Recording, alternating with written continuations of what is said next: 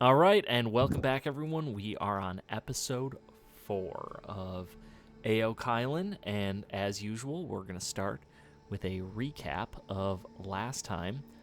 This time, we're going to start with Carlucci. Start us off. What happened last time? Where did we Oh begin? boy. Oh boy. Oh, I'm so bad at these.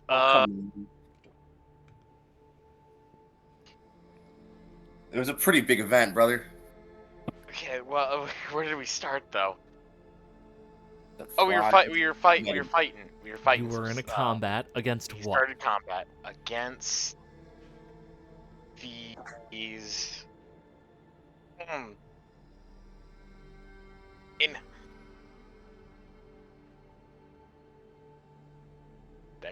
I don't remember exactly what we were fighting. It We was fought him and we beat him. yes and no. Well, Yeah, shaky hand. We were fighting a ethereal, translucent, soul-sucking spirit yes, monster. spirit monster. Take it from there. Yes. So we were fighting against something that kind of came out of, I don't know where it even rose from, but Well, okay, so that was one thing. The Yoran shaman prophet that you had found sort of indicated that, like, because you guys are acquiring more and more power, you are attracting the attention of these spirits that want that power. And this spirit in particular was a sort of like mindless, hungry hunting spirit that is just there to suck up as much soul as it possibly can. which between the party and the my goodness, blanking already. Sorry. The Erud? Are you talking the clan? Rude of and the yes, Black the Rat clan, and our company of oh my god, Najit. Najit. Thank you. Good Yes. lord, I almost said Khajiit like 3 times. The Najit. Khajiit. Meow. We were able to fend it off. Lyra, basically, we used oil. It was like a fiery kind of thing, so we used some oil, Last of Dorian's oil, try and fend it off, do as much as we could. We were not able to defeat it. It did get away, if I recall, too. It did, We yeah. didn't. Did we lose anybody? We didn't take much damage ourselves. I don't remember. We lost The him. Rude died. Yes. Okay. Not the like head guy though. No. Well, he was the one. Yeah, no, but he was about to die. He was Yeah, about He got to fucked up. He was Getting getting sucked hurt. off to the corner, and we had to come save him. Whomst among us. And so, What for else that, did we find out about Black Rat Clan from that encounter? They have some control over the corruption. They use corruption magic for sure. Yeah. Yeah, they had a pyromancy weapon, a black pyromancy weapon. It wasn't a black pyromancy weapon. It was just corruption. I know that I described it as sort of being black flame-y, but it's not combining the pyromancy and the corruption the way that that Dorian is right now. Gotcha. It's just tapping into the power of corruption itself. Okay, great. So from there, you drove it off, and then what happened? Then we decided to get the fuck out of there and just continue through the evening to Ernon's Vale. Yes, yeah, absolutely. Dorian had a nice little moment before we left. He was trying to converse with Ewoods, or Ewoks, combined with The Woodwoods, Erud, if you will. Erudes.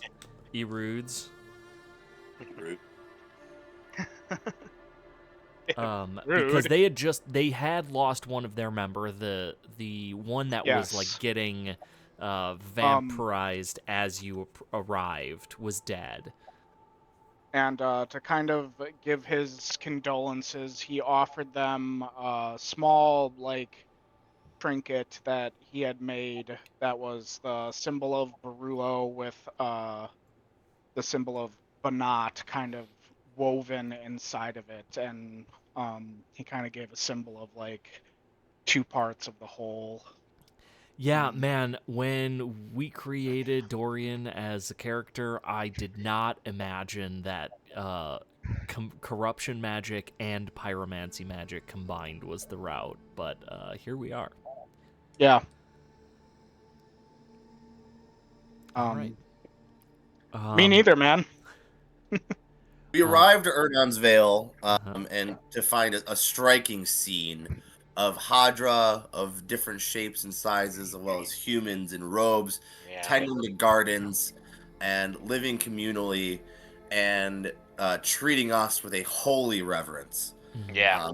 As if we are saviors, as if we are deities ourselves.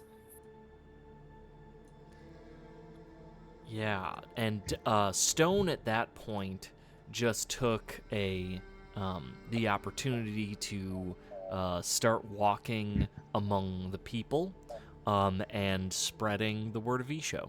And as far as Stone understands what Ishou's plan was, he's been sharing that. Yeah. Doing we some had guard? a Doing training montage Uh-huh. where we all honed our new skills and spent some experience. We got some equipment. Mm-hmm. Spend time talking and chatting amongst each other. Yeah. Dorian sent a letter back to Arcadia to Yeah. Millie. Oh yeah, the cart was on its way. On its way. The cart and who? Hero. Correct. Yeah. Yeah.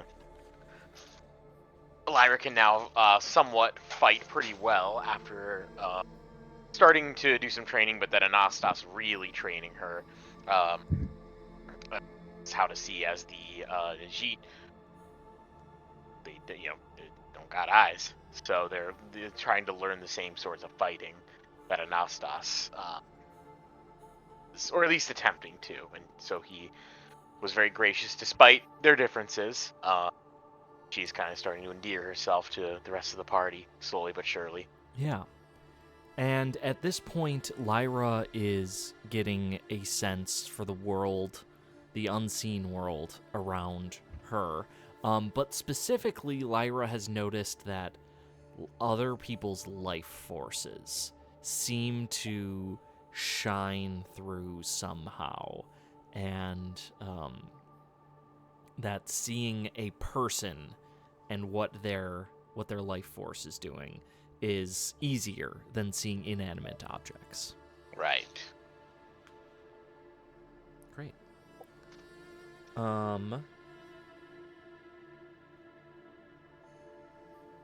We chatted Dorian, with Didn't we chat with what was her name? Earth that supports the mountain. Earth. Yes. And learned a lot more about what was kind of going on at Ernon's Vale. Yeah. Getting how they came together. What they're trying to do. Right. And what is the situation there? They were gathering there, waiting for us, I believe.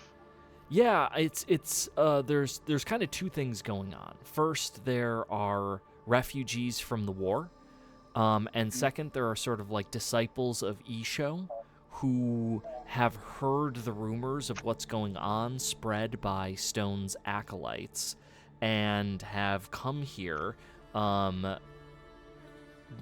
with the knowledge that Ishou might be gone, but that does not mean that their service is over, and there's still more work to be done. And when they get here, they find all of these refugees. More refugees are coming in, and they've decided it is their work to provide for the refugees here. Right. So we got two distinct groups of people. It is the worshippers of Ishou are humans, but there are Hadra there as well. This is a mixed community. Oh, we also found out about Prince. Wilhelt. There we go. That's the one. we found out that he was near Yindarin. Yindarin, yep. Nice. Pulled that one out my ass. And that's And That's yeah, where we're headed for. that's where we're headed next. Well, In pursuit of a sword that can kill gods. yeah. But something has interrupted that. Oh yeah. We were summoned late in the evening on our day before, early in the morning. You woke early up. in the It was right in the away in the week. morning. right in the way.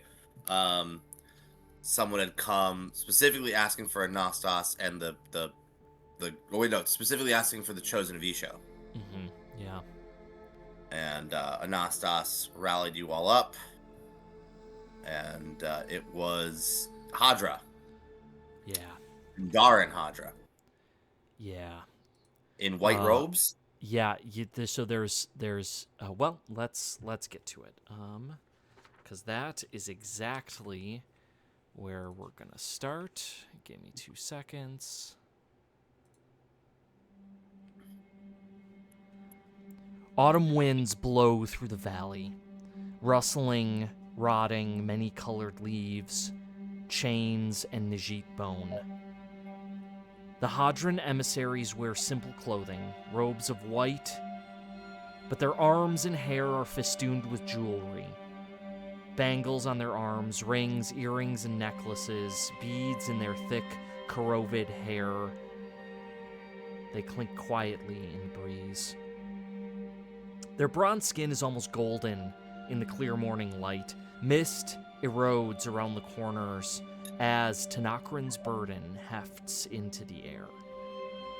The single Endarin that is with them is dressed as the Korovid is. Simple white robes, bangles, and jewelry. Though obviously much smaller. He is holding out a scroll, which is wound with golden twine. Presumably the summons from Ytalla, the mother of the Aoka.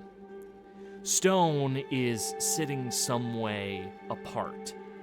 You all recall that Stone has been exiled from Korovid society. He is not able to approach these Korovid here, or accept the summons, which you intuit is why Anastas was the one. Anastas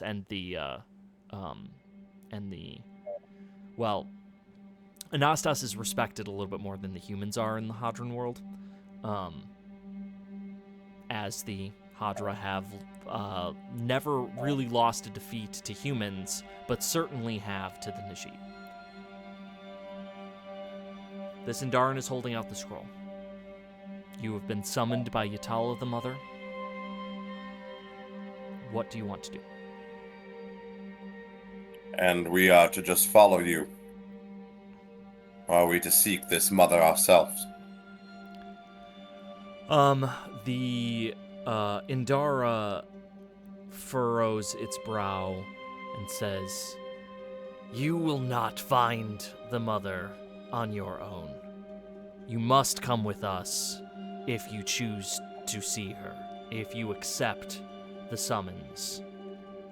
As per custom, you have until nightfall to decide."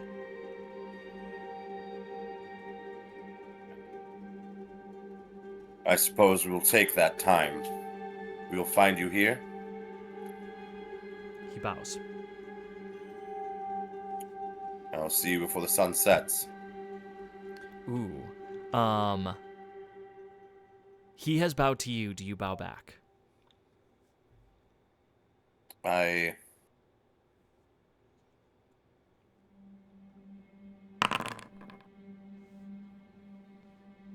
No. Sort of squints and then turns, with the two Korovid, so they came on beasts, on mounts, that are 8-legged and shaggy, strange-looking creatures of the northern plains. a place that I don't think any of you have been before. That is the homeland of the Korovid. And they tend to their mounts, and they start setting up a small camp to await your decision. Dorian.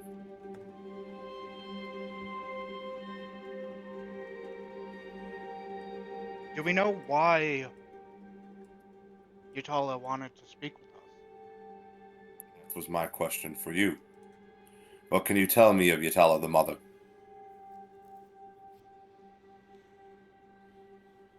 What sorts of things would Dorian know? What do you, Peach, know? I will say that Dorian absolutely knows everything that you as a character know, or that you as a player know. And A lot. yeah, I mean, you studied at the Endara.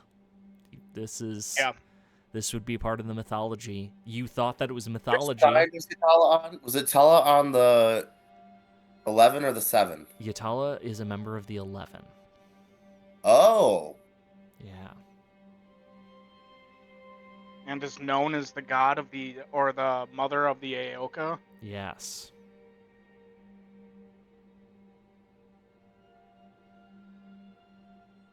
So we know that she's probably not on Venisi's side. That's true. That's true. You can certainly infer that. Peach, do you know anything else, or do you want to make a roll for it? I don't. I'm struggling to recall, honestly. Great. Make a roll. Cool. Nope. Dorian's struggling too. Yeah. So what Dorian can recall is Ytalla the Mother is it's complicated, but at least from a mythological perspective and historical perspective, there is rumors in the academic community that perhaps Ytalla had previously been the head of the gods, but that the story of the triumph of the 7 over the 11 represents sort of new gods gaining favor in people's eyes, which happens over time in a society, and that perhaps Ytalla was falling out of favor with the Hadra, while gods like Venisi and Ishou were gaining favor.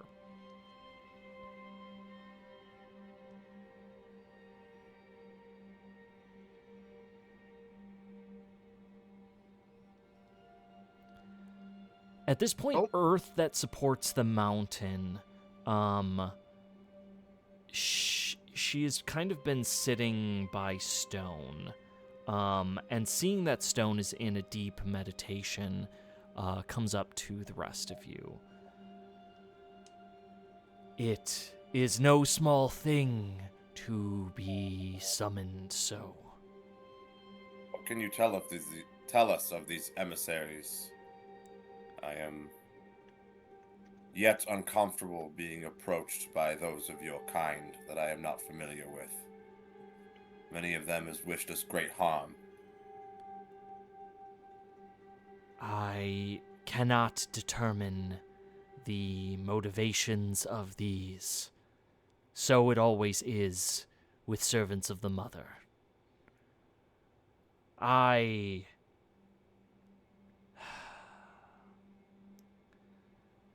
The Mother is widely revered among my people.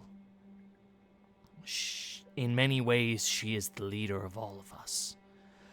I would approach this summons with caution, but above all, respect.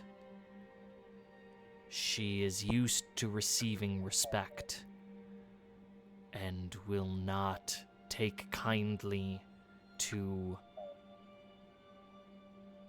lack of respect. We'll be on our best behavior. It then would be wise to be cautious, yet acquiesce this request. Yes, but if there is anything else you wish to do in the Vale, I would not imagine you will be returning here soon. We have until nightfall to give our reply. I would take that time.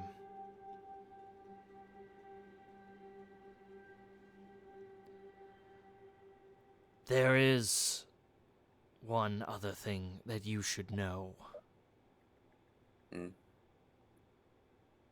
I have heard from some of the acolytes here that Ytalla has agreed with the rest of the Aokan Council that humanity should be left alone as per Ishou's final wishes.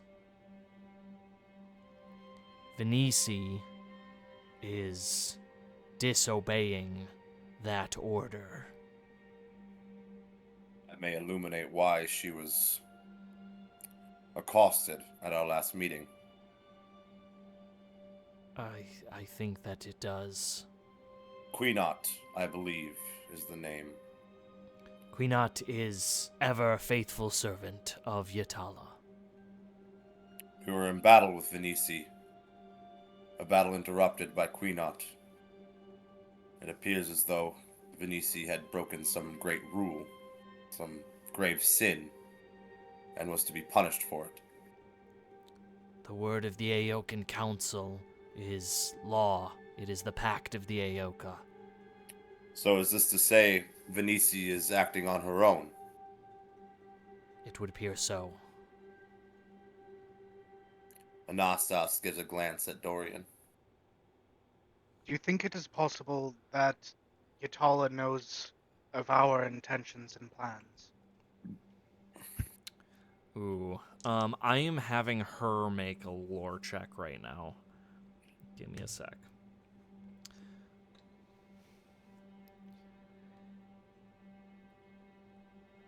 Earth sighs and says it is impossible to know what she knows. She has spies everywhere, yes, but humanity is not often under her watch. You may have gone undetected.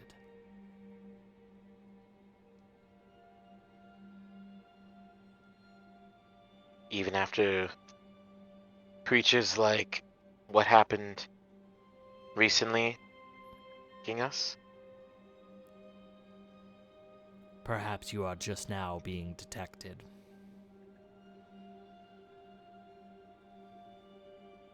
Shouldn't lose our advantage then? She may have information that is useful. She may be looking for allies. Venisi is a very powerful Aoka. The power to speak things into existence. It is greater than any of the others. Why do you yourself no longer follow Ytalla? I am a servant of Ernan.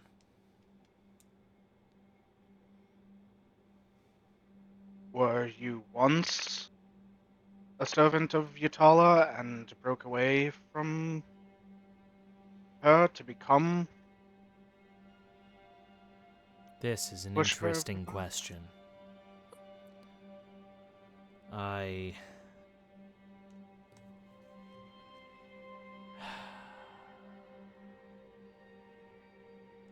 I am here to serve as a reminder.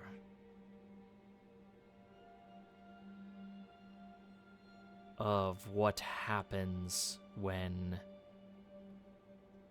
Aoka war with one another. And what is that? Destruction. And she kind of like gestures at the like field of the dead Golar trees. The dead lifeless trees that were, you recall, incinerated by the corrupted, corruption-wielding sorcerers of Banat. As someone who is stoically against some sort of war like this, do you know of any other way besides trying to kill Venisi? Any other way This to could do? be avoid. I'm to sorry, Pete. You avoid. cut out a bit. What was that? Then, as someone who is here as a reminder against this war between the Aoka, and someone who is so stoically against it, do you know of anything else, that some other path that we may be able to take besides having to resort to violence to end Venisi's conquest or spread of corruption and death? Is there no other way to stop her? There are And if two. you don't know, do you think Ytalla may? Or is she trying to stop Venisi in the same way?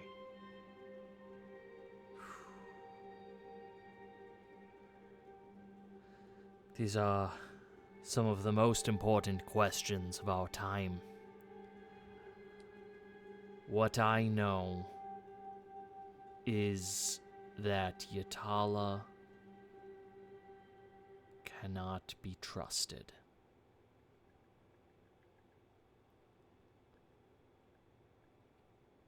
Why?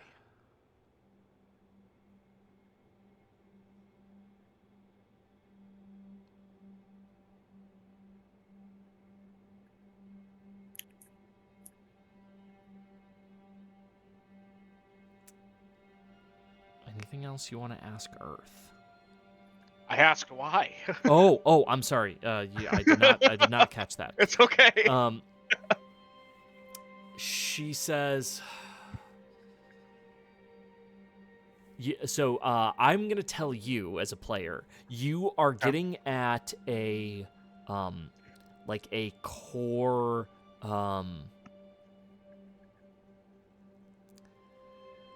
conflict within Earth. She seems Yes. reluctant to want to answer. If you would like to press further, you may. It is going to require a persuasive check and a good argument. You can see that she is hesitating. What do you do?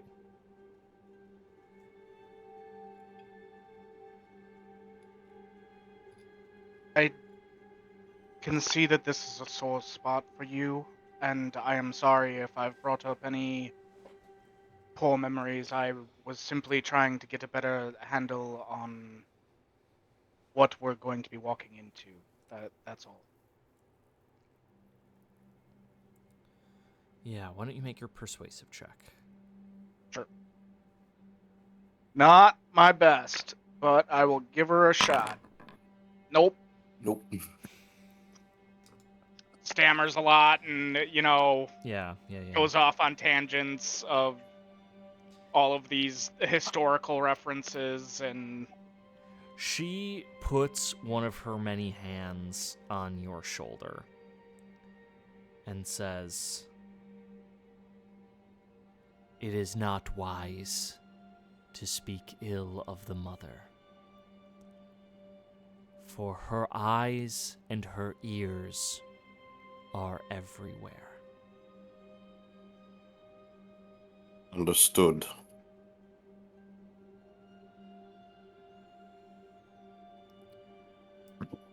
If you were planning to return to Ishou's grave, now is the time. I will have our men collect food and supplies for the living. We should visit the grave of our progenitor.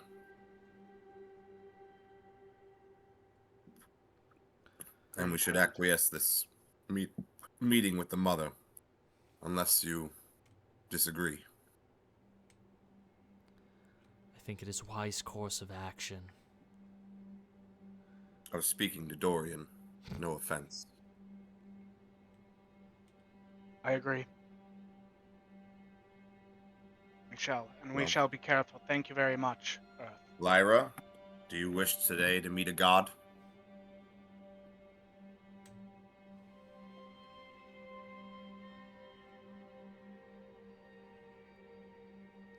Lyra stares distantly into the black void and says nothing. Already has. So mote it be.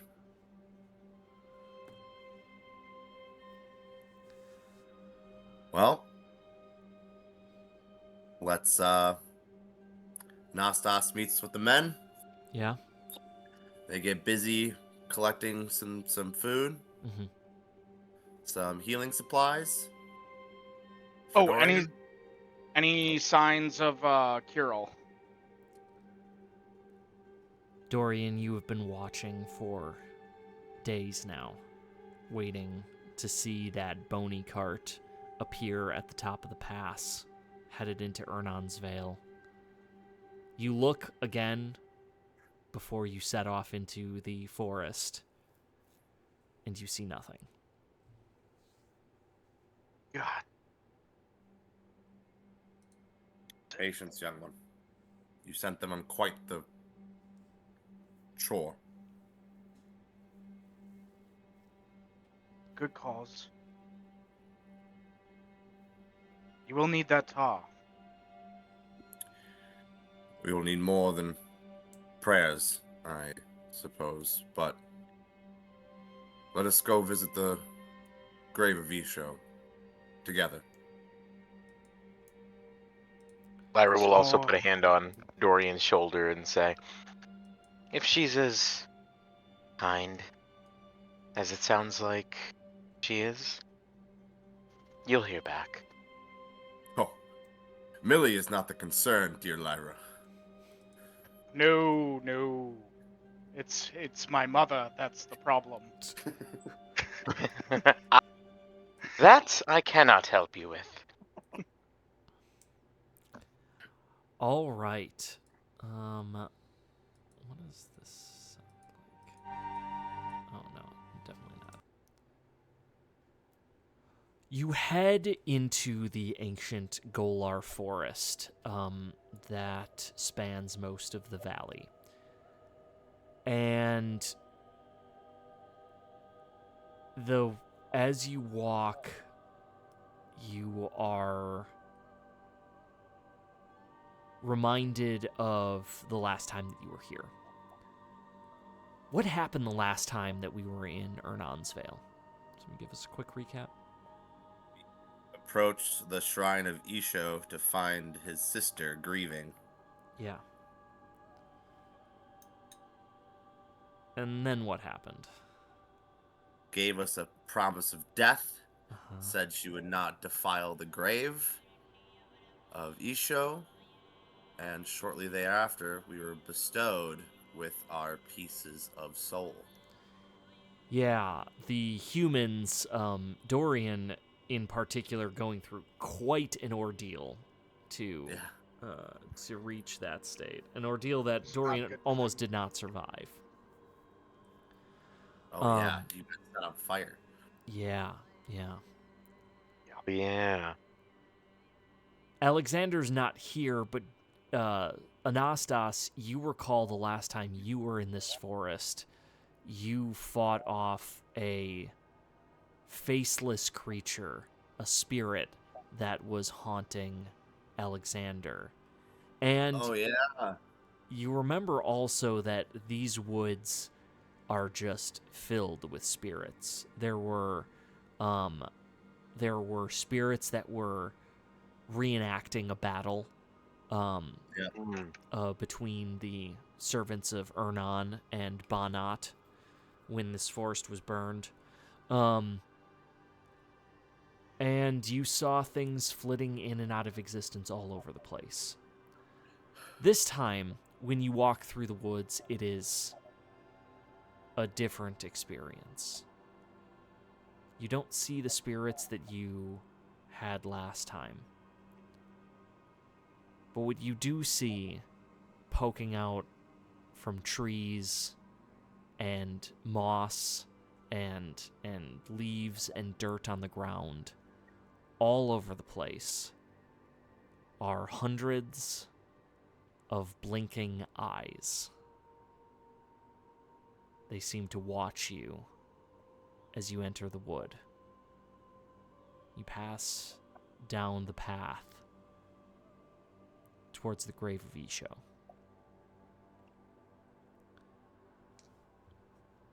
The grave itself, if you recall, is a pool, a black, festering pool that itself is filled with eyeballs.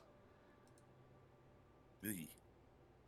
Those eyeballs, last time you were here, looked up at you and were blinking, although slowly and intermittently. But now, all of those eyes float, lifeless, seemingly without purpose. This area is filled with corruption. I need everybody to make a resolute check. Brother. Just regular? Nice, Dorian. Okey-dokey. Oh, okay.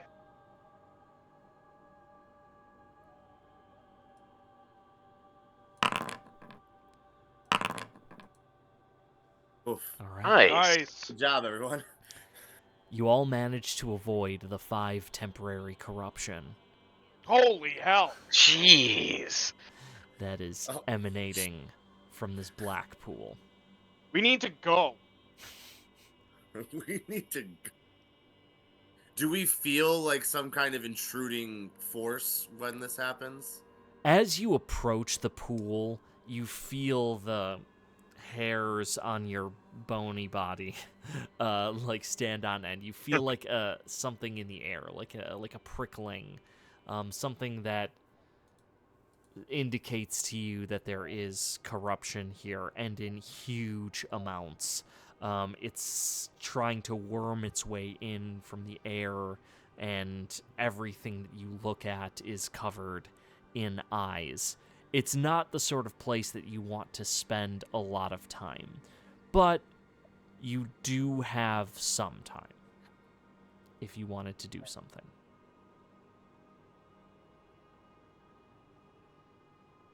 Yeah. Grave of mankind's protector is no longer welcome to us, compatriots.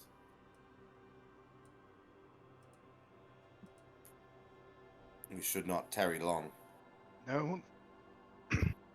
No, we should not. I need to get out of here. Now. I don't like it here. Does Lyra feel the spirit within responding to this at all? Ooh. The spirit respond, I guess, is the more appropriate question. Yeah, so the spirit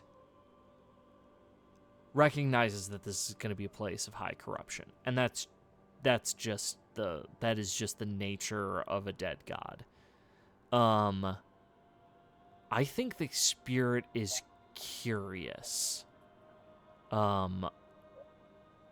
What, if any, power yet resides here? And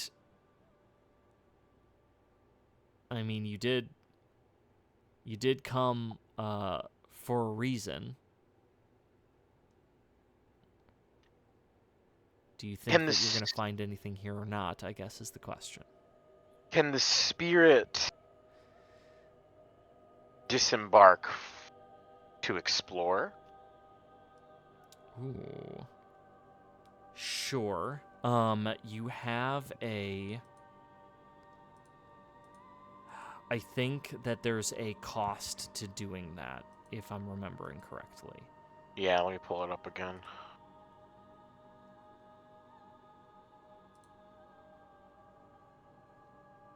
spirit form.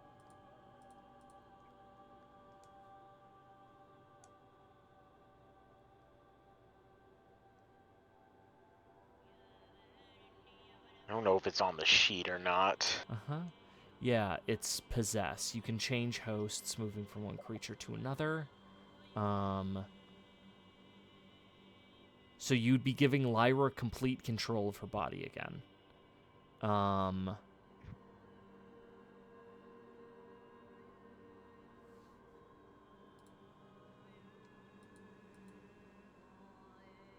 Gotcha. Huh, I thought that we had in the unlocked abilities and used essence described what levels you have. But yeah, no, so Yeah. you could do that. You would either have to spend an essence or take one permanent corruption and succeed on a resolve against resolve test to get back into Lyra's body if you want to do that. Okay. I think it's gonna do it. Okay. This is an extremely. This is the the grave of a god. This Yeah. is Yeah, this yeah. is something powerful. This is something interesting. Um, the spirit knows it can feel. We can kind of say it as the spirit can feel Lyra's body barely able to resist. Granted, she succeeded very well. Barely able to resist how powerful this corruption is. So it decides without consulting her to see what it can find itself.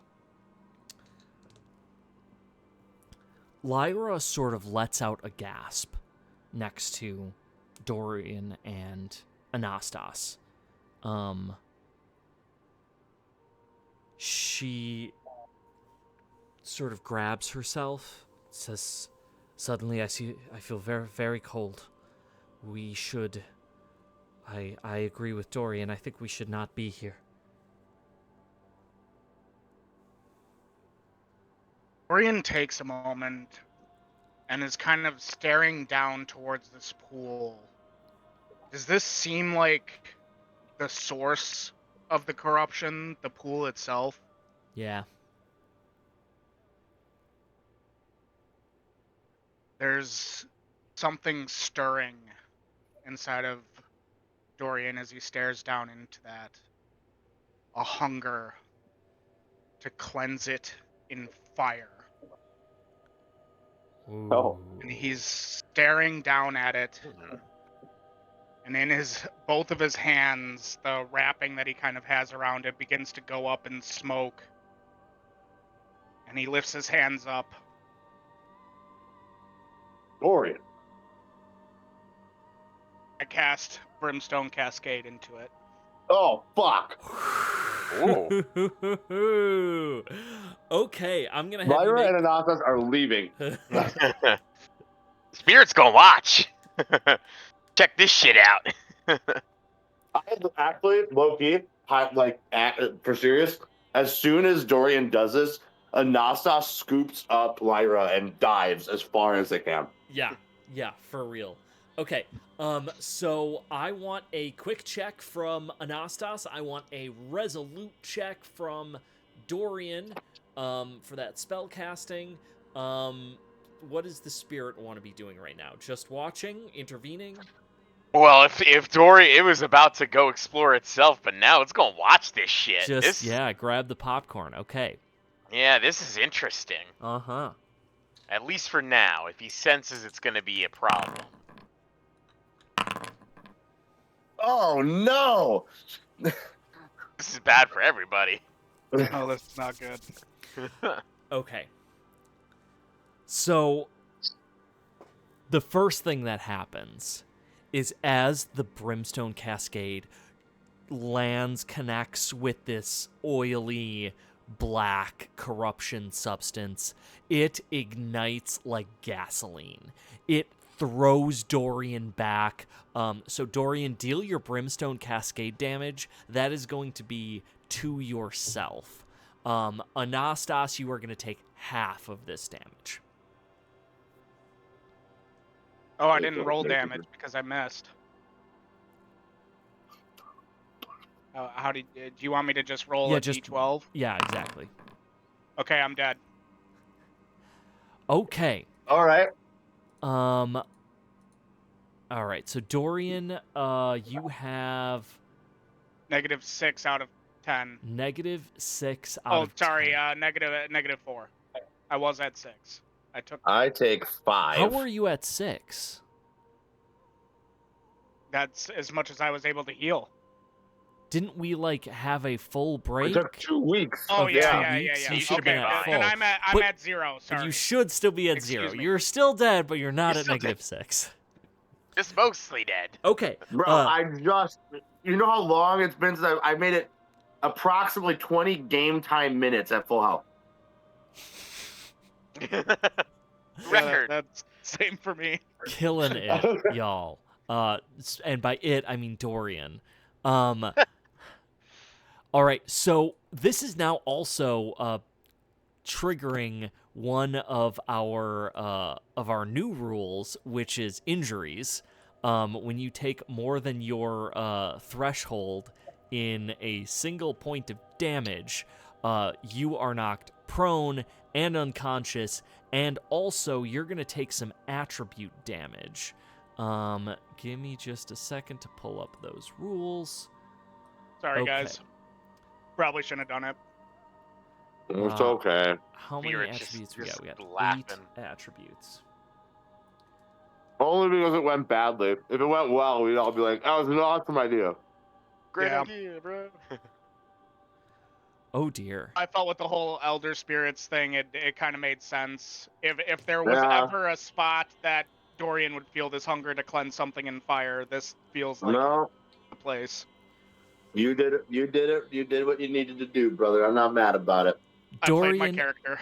as you are thrown back and you hit the ground, your ankles take a bad, like land really bad on some rocks underneath you. You take 1 point of quick damage. Don't need that, so. Yeah, I mean, I was really Of worried. any stat to lose. It was 1d4 though. I was like, Dorian's gonna be Oh. at 1 quick. How do I... Yeah, so if you I click can- on the attributes. Yep, I got it. Yeah. Great. So attribute damage, like regular damage, can be healed 1 per day, but you have to make the choice. Do you want to heal the attribute damage, or do you want to heal your real damage? Dorian is thrown back, knocked against a tree, crumples to the ground, rolls ankles, and collapses unconscious. As Anastas grabs Lyra, dives over, is thrown backwards. You're mid-air when this wave hits you. You tumble over. Your bones sort of knock around. Lyra also takes that damage. So mark that. How much was it again? Sorry for It her. was 5 for her. Oof. So that's over her threshold. That's over her threshold. Okay, sounds good. So Lyra is taking vigilant damage. Lyra takes 2 vigilant damage.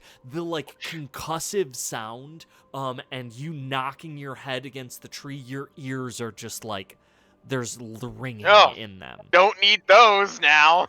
Yep. Yeah, great. Spirit. Anasta scoops up. Sorry, what? You can continue. The spirit looks in the flames and watches the corpse of this dead god burn down. The flames reduce down to like 4 to 6 inches, very small, just across the surface of the pool, perfectly white. The flames shrivel all of the eyes, which turn into prune-like things, and then fall to the bottom of the pool. Spirit, can you make a vigilant? You don't have vigilant, do you? Or Well, do I you mean- you do have stats as the We spirit? have stats, You yeah. do. Okay, yeah, make a vigilant check for me. Any mods or anything? No. Actually, yes, I'm gonna give you favor on this because you specifically said you were gonna watch. Sit back and watch. Hell yeah. And there it is. All right. Do you want an essence? Do you want a secret? Or do you want an answer to a question? Oh, we got one of these. Secret. It's Guys, got a secret. I think secret. I think a secret sounds fun. Okay. You, oh, what kind of secret does Ishou have left? Yeah, what does Ishou have? Okay. All right. You watch as the flames burn this dead god, and you realize that there is no power there anymore. That everything that Ishou was has already been sent out into the world. And there was nothing here really to destroy other than the corruption. Because Ishou resides in the trees and the moss, those eyes that are all around you watching, and in each of the Chosen, inside Alexander and Dorian and Stone and Anastas.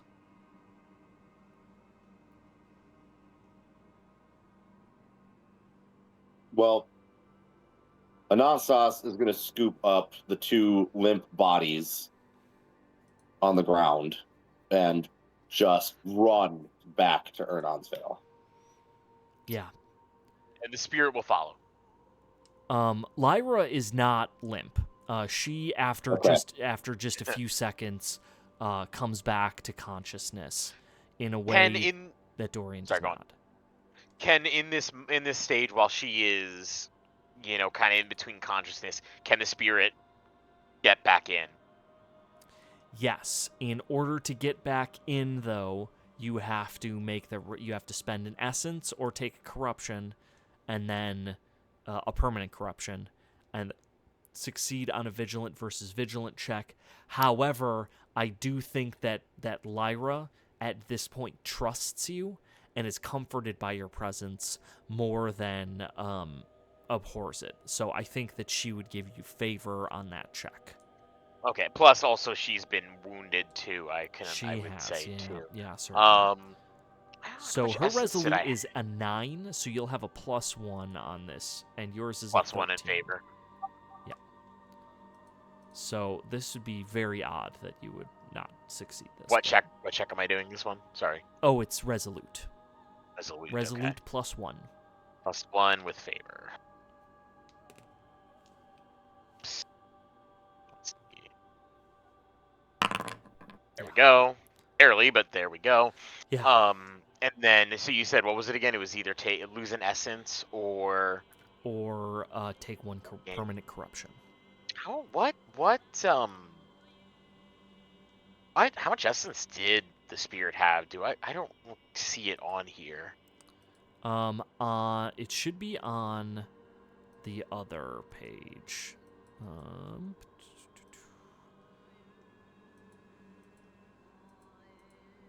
Man, I don't know where you're keeping track of this. I don't know. I know where I am. For the spirit, I don't know where I was keeping it because I barely used this character sheet. Sorry. Yeah, no, you're good. You're good. Did you put it on Lyra's character sheet, maybe? Don't see anything here. A save? Shit. She keeps Okay. notes, I feel like. Let's... Shit, I must not have saved it. Yeah. It was under 4. I'm going to roll a d4 right now, and that's how much essence you have. You have 2 essence. The spirit? Yeah. If you want to use That one of hopefully those, save. you can. We'll take a corruption. That's not a big deal. Okay. for a big old spirit. And it was in a heavily corrupted area anyway. It kind of makes sense thematically. What does Lyra's permanent corruption look like?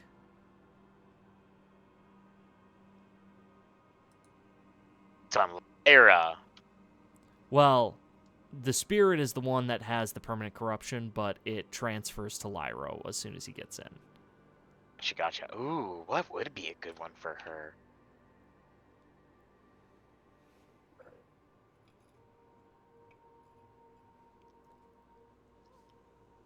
What do her eyes look like? I imagine she's been keeping like a bandana tied around her eyes at this point. Okay. So then what is seeping out from behind the bandana? What was the color of the pool? Black. Black. Anastas, as you are running, you look down at Lyra and you can see tears of black ooze coming out from behind the blindfold. It is staining it. Blasted fool. Okay, Dorian, you are dead. This means that you have some rolls to make here to try and stay alive. And so you're going to be rolling a d20. That is a failure. You're going to do 3 of these. Give me just a second, though, because I want to pull up the rules. It's been a while since we had to deal with death and dying, which I think is kudos to you guys. It means you're playing well. Or maybe I need to up the ante here. Death has been on the table at several twists and turns, so I don't just because we've avoided it doesn't mean death is pretty bad in this system. It's not something you really want to be dealing with. Okay. Testers repeated. Okay.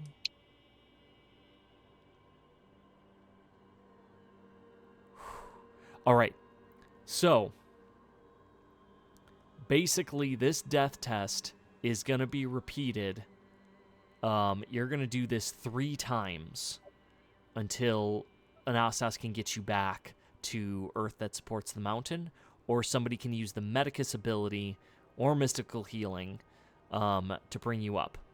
If you roll a 1, 20. you wake up. If you roll a 20, you die. If Stone was here, that'd be Well, great. he ain't, son. Nope. We just can't see a 20 for 2 more rolls. You want me to? Yeah? You're kidding. Bruh. Okay. Dorian, you collapse as your vision fades.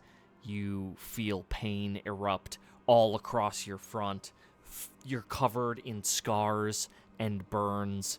Your legs, you can feel, are not responding. You're slowly losing feeling in every inch of your body.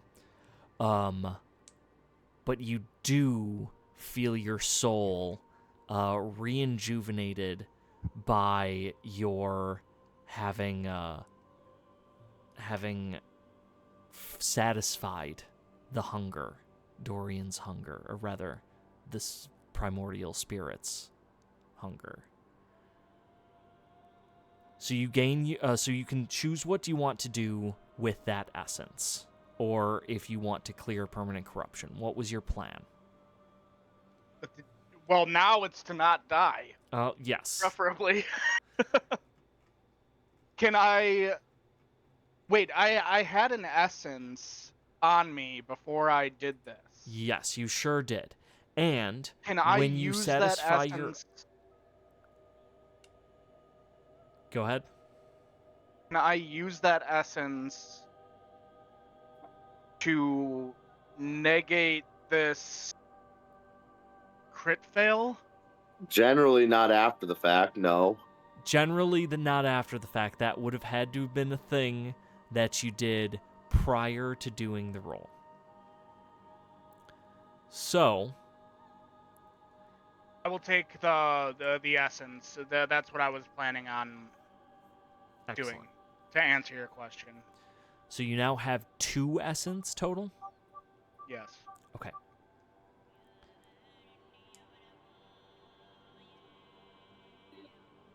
You have an option right now, sir. You can lose both of those essence and lose access to one of your elder abilities. On top of that, you're going to take 1d4 damage, like injury, to an attribute. And you can be alive right now. Or this is the end of Dorian's journey, and you take one last final action and then pass on. Dude. Good God. You blew yourself to smithereens. God damn. One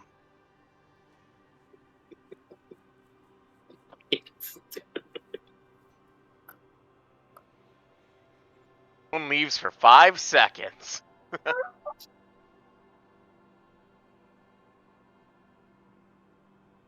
Should we take a 5-minute break? I was just going to recommend that. Let's need take to a take a 5-minute five. break. Let's take a And 5. let's have fair. Peach think. I'm so sorry this happened to Be you. right back. Dude. All right, and we are back. Anastas, you rush back to the Ernon's Vale sanctuary, where Earth that supports the mountain and the rest of Ishou's servants are going about their daily tasks. Can I get a quick check from Anastas as they carry Dorian's limp form through the Second underbrush? 17 in a row. Just Anastas, Oh, you they are so large that moving quickly through this dense jungle is tough. You're ducking I'm like against smashing through trees and stuff, but it is slowing you down. Meanwhile, Dorian, in Anastas's arms, you are falling through a blackness, through void. You can feel your spirit coalescing around you in bursts of gouts of flame and hot air. And the words that you speak, could you read the oath that you made using Venisi's blessing at the end of last season?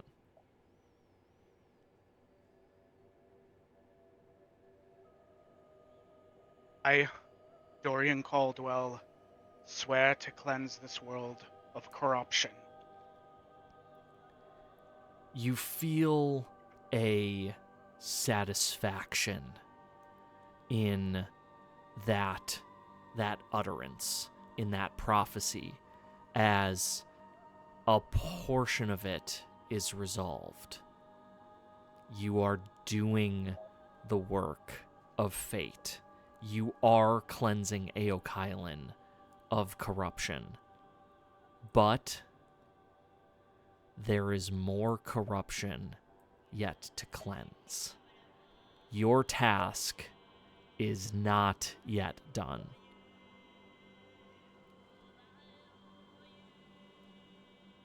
Anastas, you collapse with Dorian.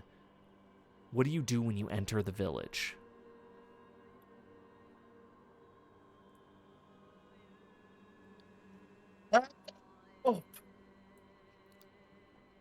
Earth that supports the mountain rises from near the Golar tree and heads towards you, scooping Dorian up in her hands for the second time this year.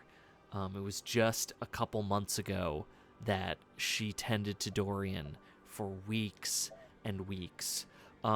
Dorian's body is shuffled quickly into her study, rather not her study, but her tent, and laying down on her cot, where she begins to tend to him, applying salves to the burns and wrapping bandages.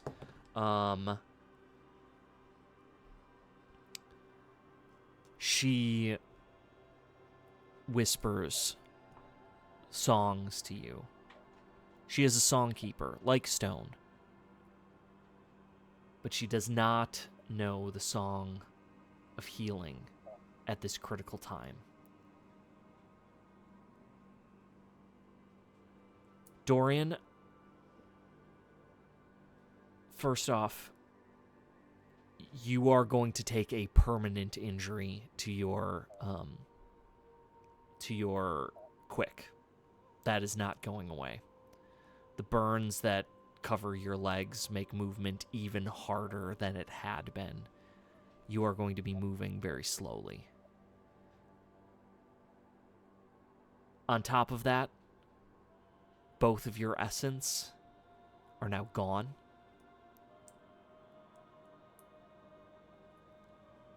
And you feel that prophecy, those words, the blessing of Venisi, that finality of the oath, reach down and grab you and pull you back into your body, where you gasp for air.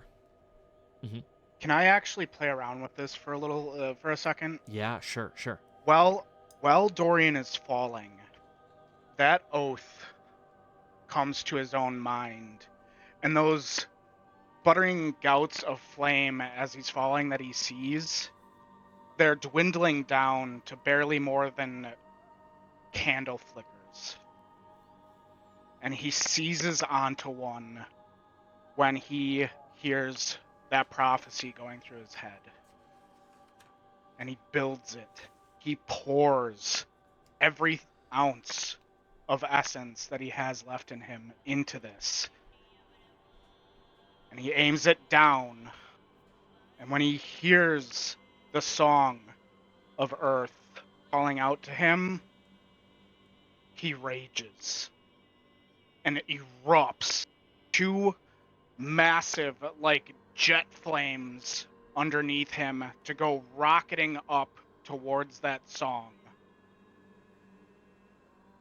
And that's how he comes back. Dorian gasps awake.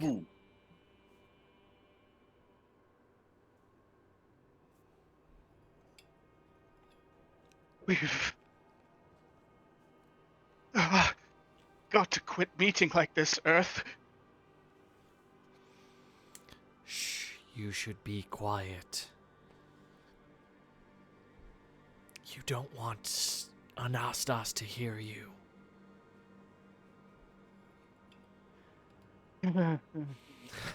And he just collapses and falls asleep.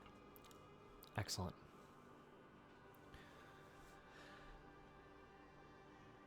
Lyra, Anastas?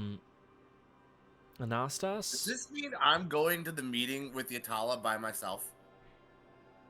Lyra's awake. Lyra is awake. Just kind of, Dorian, if Dorian can spend the rest of the day resting, then Dorian would have a 1 hit point to join with. Oh, God. Anastas, while fucking homeboy is resting, is going to check on the status of the supplies that were collected, his men, and as well as look for this goddamn cart.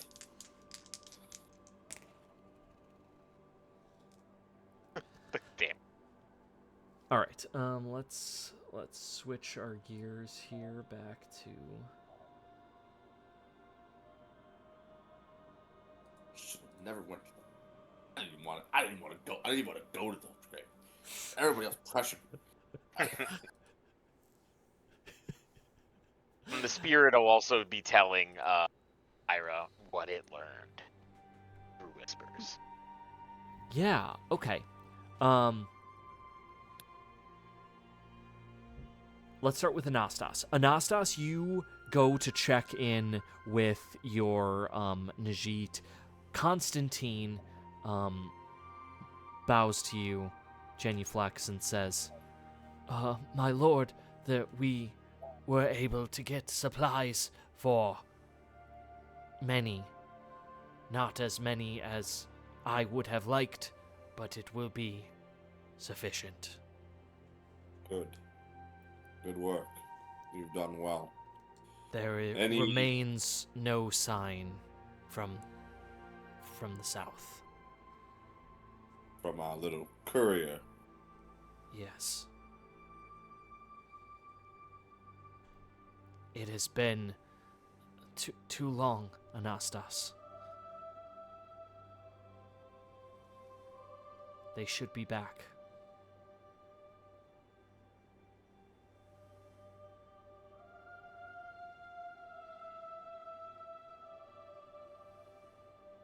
We have somewhere we must go this evening.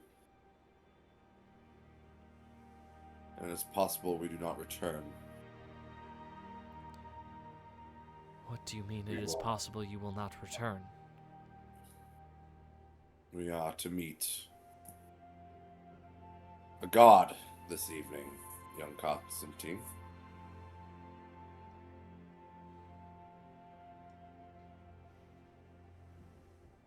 Okay. What do you want me to do?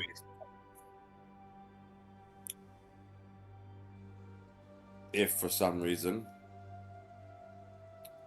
we do not return, take the men and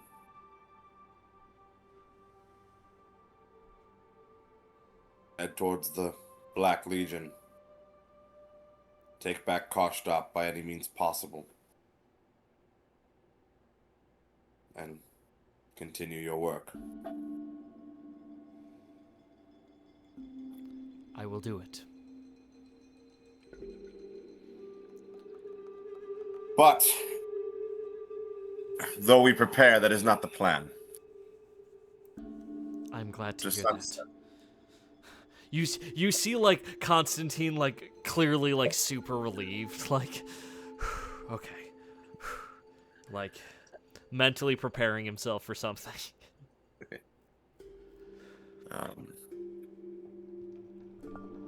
But,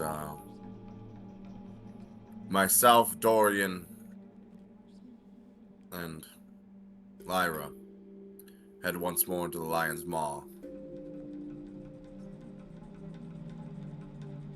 I wish I could say I was only preparing for a fight, but it sounds like it may be more involved.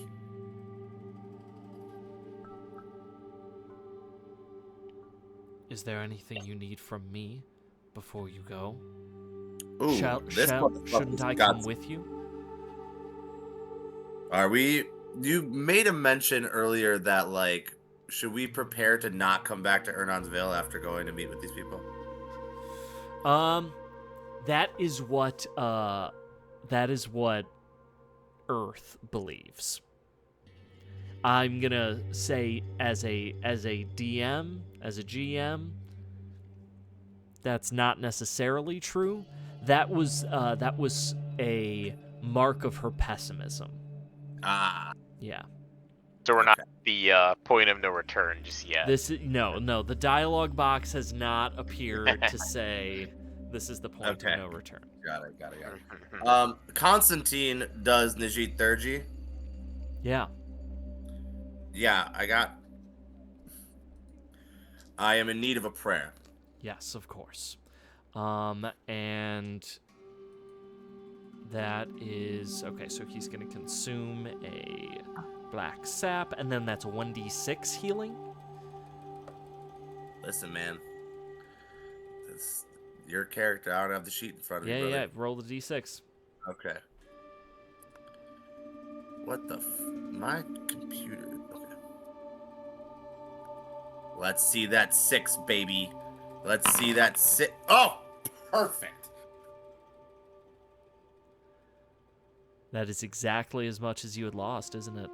That is Hey. the exact number. Wonderful. I get another 20 minutes.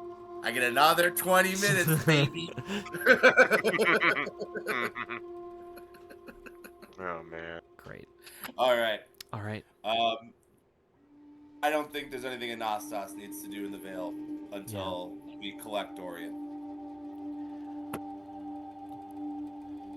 As soon as the spirit makes its way back into Lyra's body, Anastas, you see her visibly calm and take a breath. Can I see the spirit? No. Or do I just see Lyra like You just see kind of- Lyra, and then suddenly Lyra is put at ease. You've centered yourself then. Yes. I feel better to be away from that. It was a troubling place, made no better by young Dorian's zealous attempts at cleansing corruption wherever he sees fit, in whichever way he sees fit. We'll have to have a discussion about trifling with the corpses of eldritch gods. It was a brash thing to do. Are you But okay? she kind of puts her hand up to smudge some of the ooze that has seeped through. Looks like I'm changing this a bit more often than I had anticipated. At this point, Anastas is probably familiar with the idea of permanent corruption and what it does. I would certainly say so. Corruption stains more than the soul, I'm afraid. We've had members travel for much time to remove its tarnish on the skin. Tread carefully in this darkness. Do not allow it to bite you again. I will be careful. I appreciate your concern. It wasn't without some gain, I suppose. Whatever do you mean by that?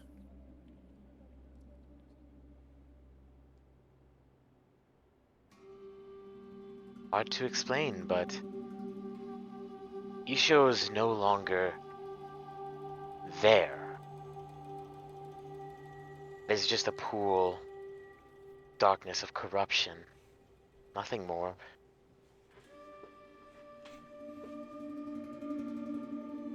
There's nothing left of Ishou there.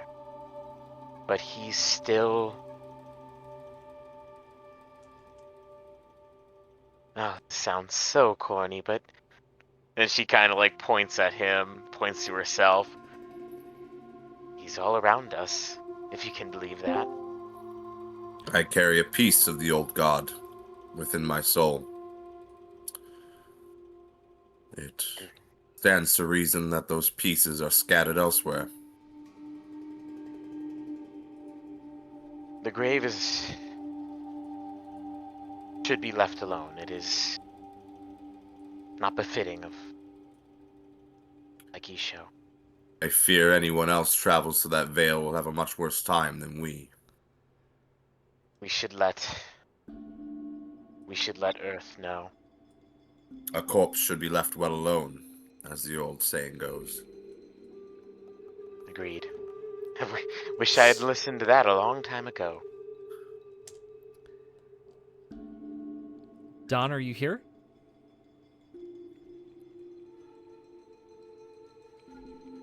Don? Oh, I see a mute. I see that you are muted. He's just listening. He's just listening for now. Okay. Judging. Shall we collect I'm our... trying to pack something real quick, okay? Just give me some fucking time, guys. Jesus What are you, Christ. busy? Hey, what are you, a father of two, you fucking loser?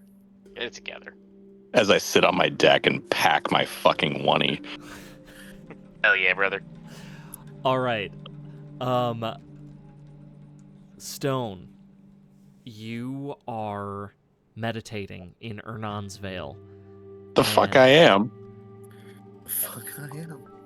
And the emissaries of Ytalla the Mother have come this morning to summon the party north to her abode. The emissaries are waiting on the answer from the party, and the party has decided that, yes, they are going to accept that summons, but before that, they were going to head to the Grave of Ishou to pay last respects and see if there was any knowledge or power to be gained there. But now you watch as Anastas returns running through the wood, carrying the body of Dorian in its arms. You hear the twigs and trees snapping long before you see me. Earth that supports the mountain rushed to Dorian's aid, and by the time that you returned to the tent, Dorian had reawoken, if only for a moment, enough to say that he was certainly alive, that he was going to make it, but then fell quickly back into sleep. And you find Anastas and Lyra discussing grave matters. I think we're going to take another 5 in which we're going to use to bring Stone up to speed here. I'm going to be straight with you. Yeah? There is almost no way that I can play. Okay. How I long was are you just gonna going to be hang there? out. I was just going to hang out. But I'm like washing. Like, I'm basically. And we're back. Dorian, after several hours of sleeping, you awaken with 1 hit point and several very bad burns across your face and your hands and your arms. Your legs don't seem to be working quite right, but you are able to move around. You defied death better than I, young Dorian. Certainly don't feel it. I can imagine. Now, I apologize to demand this of you, but you must prepare for travel. I have a god to meet, and I wish not to do so without another Chosen of Ishou. Oh. The cot. At least. I'll have a ride, right? Has there been any word from Arcadiva?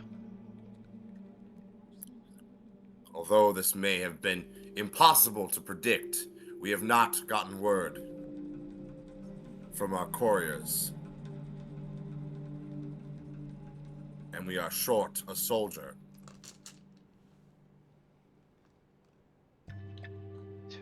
So, steel yourself, get dressed, and get ready to go. We leave now.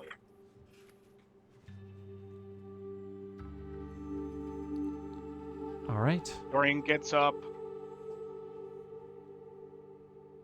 and slowly gets dressed.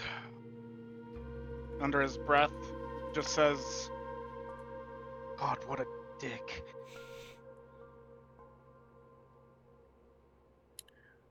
One, perhaps you'll survive yet. Oh, come on. How are you still here? Well, I'm changing, Anastas. Oh, great. Okay. So having accepted Ytalla the Mother's offer, the emissaries supply for you a single mount. This is the mount, the sort of which even Stone could ride, although Stone is not welcome to ride, being exiled from the Kurovid clans as he is. But one is certainly large enough for Anastas and two, frankly, quite small in comparison, humans. The beast, as I said, is shaggy. It has 8 legs, and is clearly some sort of grazing animal from the north. Huge and broad, and muscled underneath all of that hair. Can I chime in with something quickly? Yeah. As we approach, Anastas takes Pyridicida off of their back, sets it on the ground, and gives the emissaries a gentle bow and a greeting. We have decided to agree to the meeting with Ytalla the Mother, and we would be honored to be escorted there. Very well.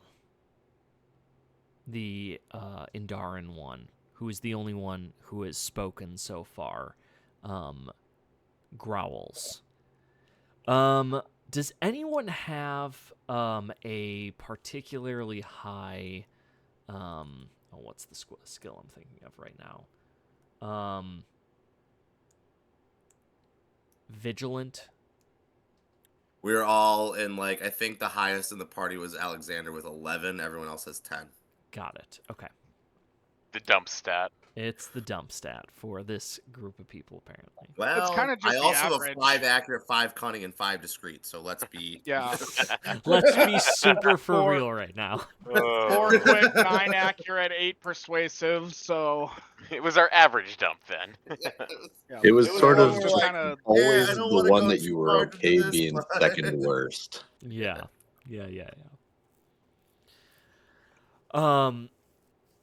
The 2 Kurovid warriors that are there, both look at you sternly, as they gesture for you to mount this great, awful, heaving steed.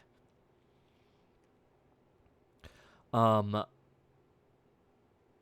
the beasts take off down the road, across the mountain, across the plain, and far, far north, the world seems to bend and reshape around you. The ride is not rough, it is smooth, and those 8 legs move almost like a blur underneath each of these creatures. You are moving faster than you have ever moved. Perhaps faster than any human has ever moved before. Lyra sees none of this. What Lyra sees is that you are passing through a veil, a curtain of warped life force, of fabric of reality. And this creature weaves its way through that reality, through those curtains. The landscape around you changes dramatically during this journey. The mountains give way to a vast, vast grassland. Here we go. Oh, let's just adjust this. Perfect. The clouds roll above you. The world hued in teal and yellow, ethereal and otherworldly. You can feel yourself drawn northwards across these plains, the seas of golden grasses, which crest in hills like waves, flowing in the warm savanna's wind.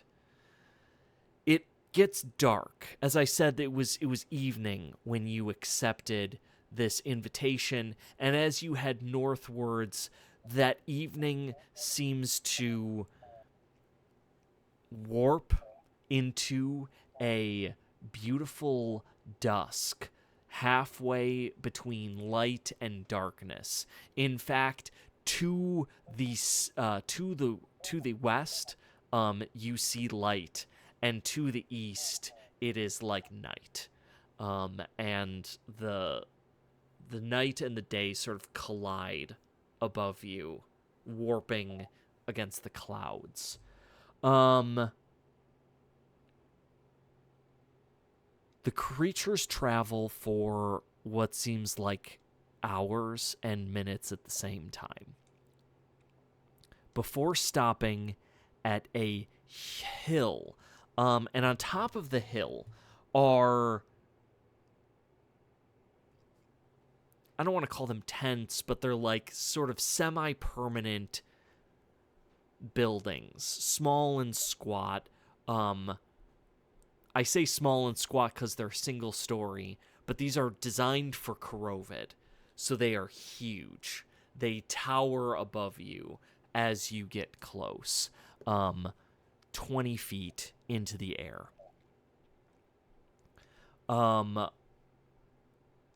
The emissaries dismount, and they, tie off their mounts to some beams that are like set up there for the purpose, and lead you through this maze of semi-permanent yurts, to a large circular oven looking thing. It's made out of clay. At the center of it, there is a huge roaring fire. And around it is this apparatus that is set up with spots to put food and make use of the warm clay around them for baking purposes. There are several of the Endara wearing those white robes that are making bread, like along this oven, moving huge like flatbread type things back and forth. And a very old, heavy set Indaran man with like a huge ashy beard that is like burned in places, with smoke all around his eyes, and like ash and soot on his hands. He tends to the fire that is in the center of this oven. The emissaries stop you here. The Indara bows slightly to you and says, "Welcome to the highest plateau. This is where you will wait. I will let Our Lady Mother know that you are here." Nastas bows back, and here we will wait.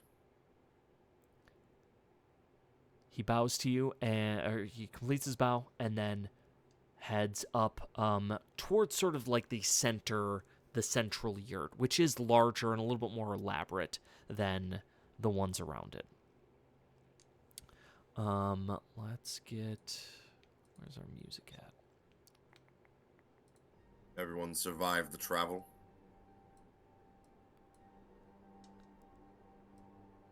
Yes. It was oddly beautiful. It was a unique experience, one I have not thought I ever would. It is strange that I continue to find myself in new places, feeling new things with these old bones, while accompanying you strange friends. What a sweetheart.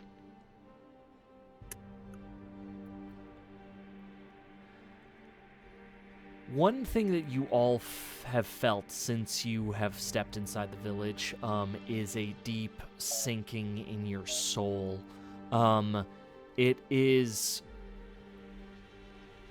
the feeling of your like gut dropping out from under you when you are like,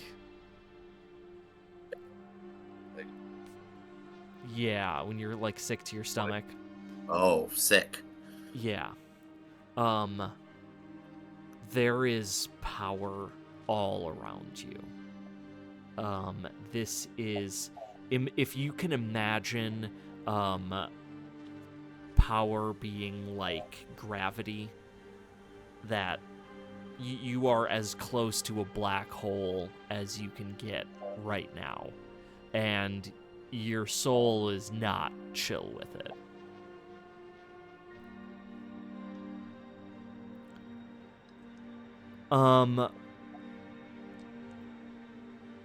You are out here to wait for about 10 minutes or so.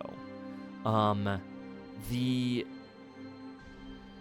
man who was, or the Indara, who is tending to the hearth, when he sees you after the emissaries leave, he continues tending for a moment, and then walks up this, like, towards you out of the fire pit area. And with each step that you can take, that he takes, you feel that feeling sink a little bit deeper, resonating with the footfalls. And he says, "Well, it has been a long time since we had newcomers here. You look weary. Please have a seat by the fire and rest. It must have been a long journey." It both was and wasn't. Strange experience on those creatures of yours. Ha! Isn't that the truth? And he sets you down by, there are sort of benches near the fire, that are close enough that you can feel it warming your flesh, and if not your flesh, then certainly your bones. It is a warm and it is a comforting light.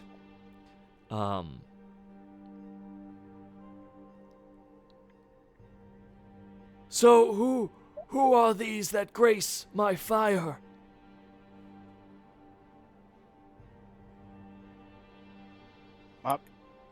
My name is Dorian Caldwell. These are my companions, Lyra and Anastas. Lyra will bow. Lyra, this, as you have been growing accustomed to reading life forces, to know who is who,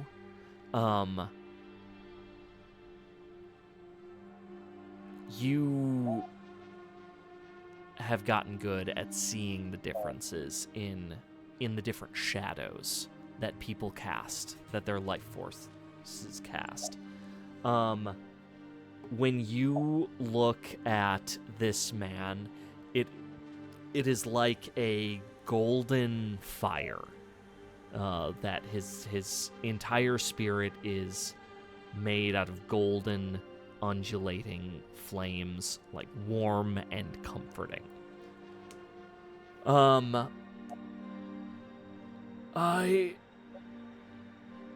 don't think we have ever had humans here before.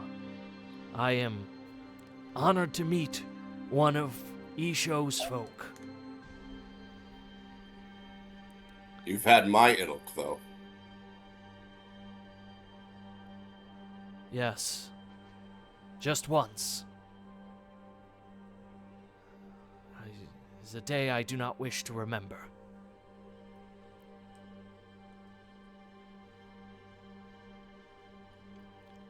But come, let I'm us sure let neither us do we. talk of kinder things. Please. Come. To be on peaceful ground. Yes, and this certainly is that. You look like you have been through a lot. Some more than others. Yes. Well, the fire's light will warm and console you.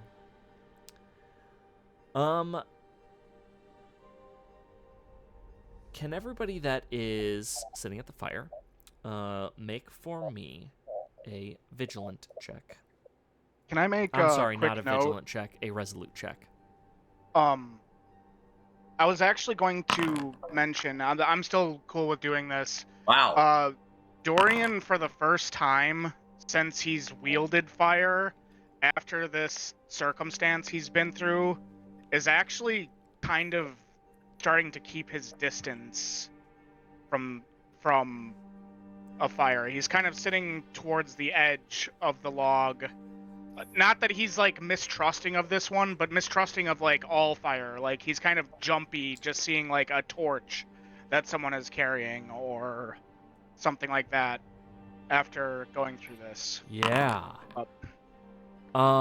He's a little skittish about it. Yeah. That's Chris. All right.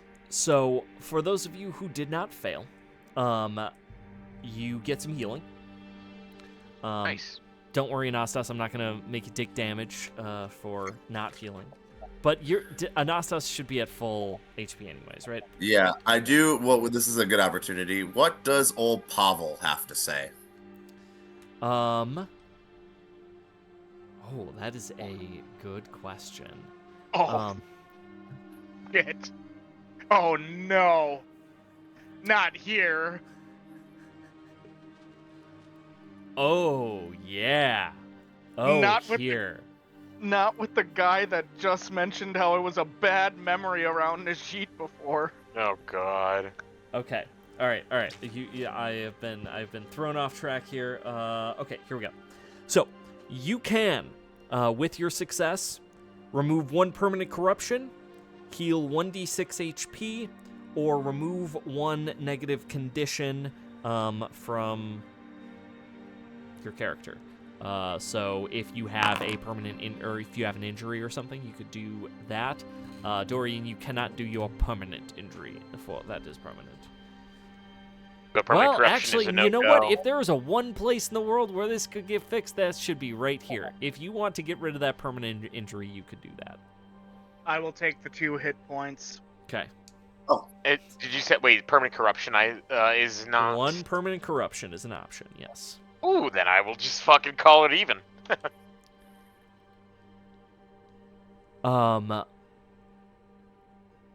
Like that.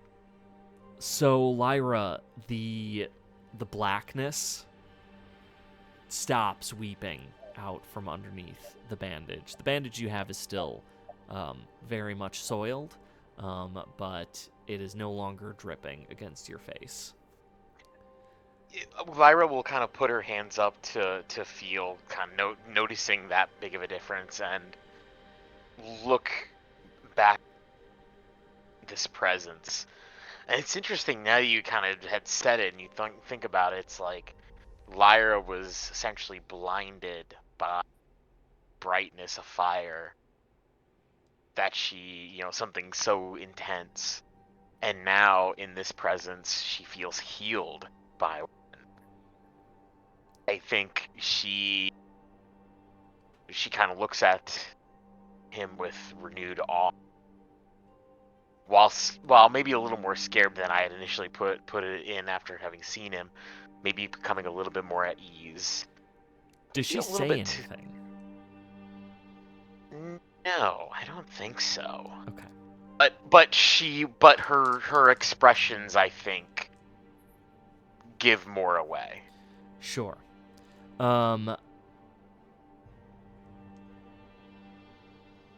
Yeah, Dorian, make a vigilance check for me. You got it. All right. Whew. You said that you were shying away from the flames, that you Yeah, were he's worried about them. a bit skittish. Yeah. Opposite of really what Lyra is feeling to the flames now. When you look into them, though, something catches your eye. This is the same as the fire that you see within the eternal Barullo's flames. At its heart, there is a similarity there, but this flame is very different. Though fueled by the same source, this one is filled with embers. It is not like a wild, chaotic, full of flames fire. It is a cooler, steadier, more coal-based fire. One being used for one that is contained, one that is held in, but one that is more productive because of it. That by not being as hot, not being as raging, this fire is able to provide for this community if it is kept under control.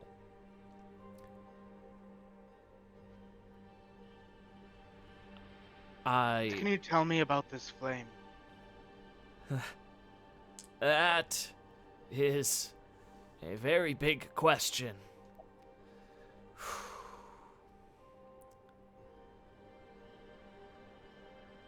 It is from my home. Land far, far away from here, where it's from a land that is far, far away from here. And it brings comfort. And it is my duty to bring that comfort. How did you manage to bring it all the way here? He smiles. Now that is an even longer story. You wanna persuade me?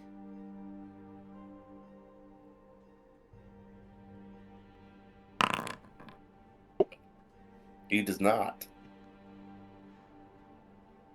Dorian, like, one of his eyebrows is missing, half of his head is scorched, half of his mustache is gone, his beard is all scraggly and patchy, and he's like, how'd you get that fire over here? Actually, you know what? I like you having favor on this check, because you were just recently burned by flame. Why don't you roll again, then take the higher or the better?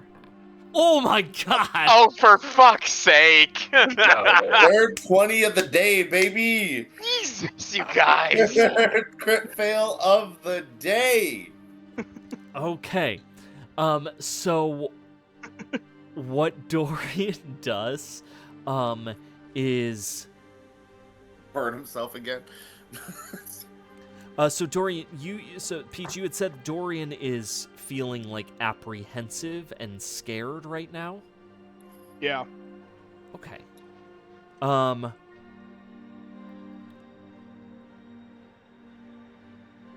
he looks down on you, because he is an Andaran. He's still very tall. And he says, "We all need to worry about carrying our own flame. And that means not letting it go wild. Perhaps you need a bucket to carry yours in." Like a whole barrel.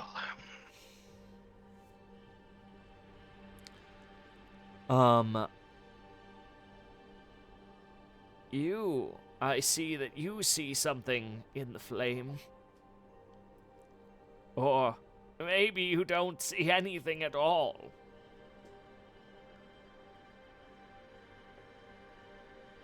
Is this to me or? This is to Lyra. Got it. She'll kind of look away, but then back to him and chuckle a little. Let's just say your presence is welcome after the last thing I saw. Yeah. Well, I think it is clear that the fire has wronged you, and it is a good lesson to learn, because it does deserve respect. But if you can find a way to harness it, you can do. You can do what? You can. Oh, I don't remember anymore. I'm getting too old for this job. I appreciate the words. Yeah. Everyone.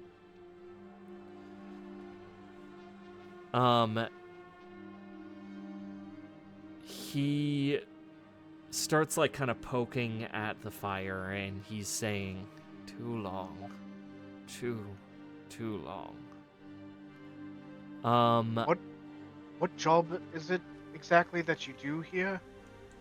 At that moment, as you ask that question, the emissary has returned, and says, "Please follow me now." And he heads up into the larger yurt. The old man looks at Dorian and says, I am the manager of the hearth. I keep the hearth here." The noble profession.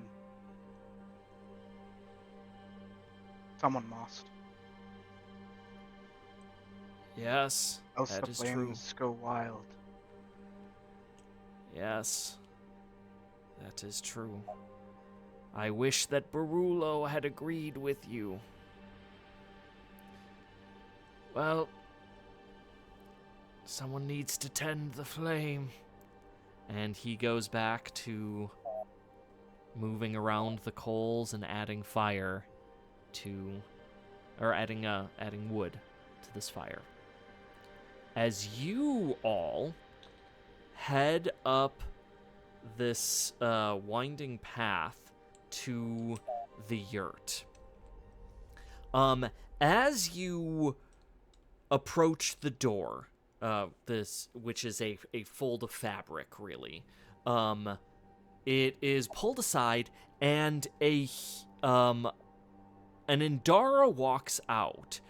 But you would have thought that it was a human if you didn't know that there were Endara around. For an Endara, it is smaller, it has very pale skin, bald head, and a beard.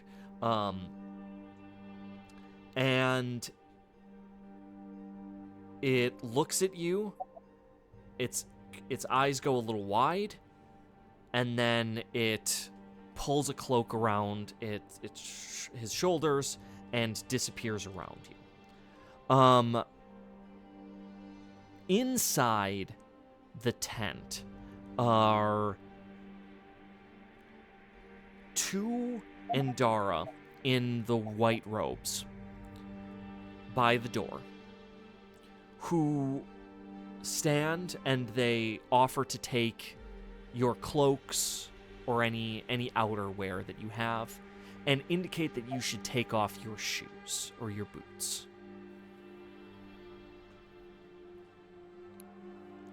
Naked. So. One of them comes to collect your weapons.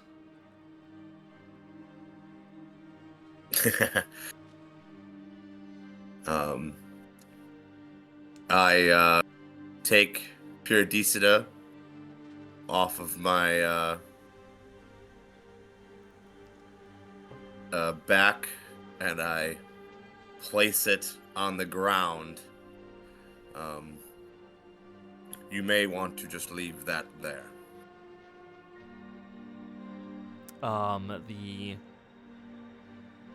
Endaran bows to you and leaves it there.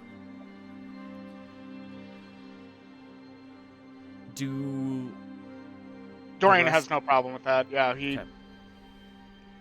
And, yeah, Lyra um, will give her weapons away. He does take a moment as he takes off the cloak that Millie had given to him way back when we left Arcade Yuva, and he kind of thumbs it for a moment and just says, "Just be careful with it. This is precious to me." They bow to you, but they do not say anything. They have not said anything yet. All right. After your boots and weapons and cloaks have been collected, you are ushered forward through sort of this entry area into a larger chamber.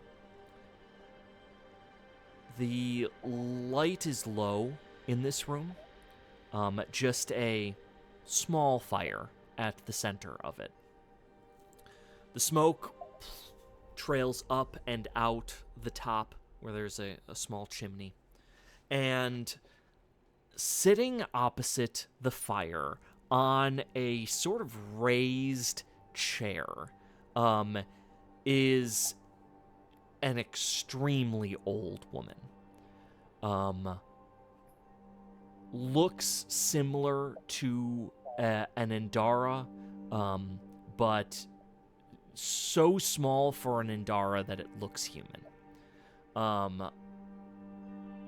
She has a huge cloak wrapped around her, and apart from her head and the cloak, all you can see of her that is poking out are 2 knobbly, withered feet at the bottom of the cloak. She smiles kindly at you as you walk in. 2 seconds. Her eyes smile kindly, and you can see wisdom etched into them, along with soft wrinkles and white braided hair. The cloak that she's wearing around her is ornate, and filled with reds and browns, earthen hues of these grasslands.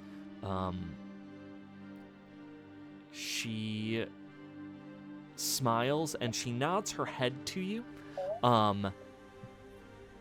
but just slightly, and says, "Ah, so you have finally come. It is good to meet you, Anastas and Dorian. And you must be Lyra. Welcome to the highest step. There's nothing higher than here. You are Ytalla, the mother. I am. Anastas will take a knee. Do Dorian Lyra. and Lyra follow? Yeah. Yeah, Lyra Dorian will as well. follows and goes into a deep bow. Or as deep as he can manage in his state. The dialogue box says Ytalla the mother will approves. And she nods to you again. Please, rise. I wish to speak with you about many things.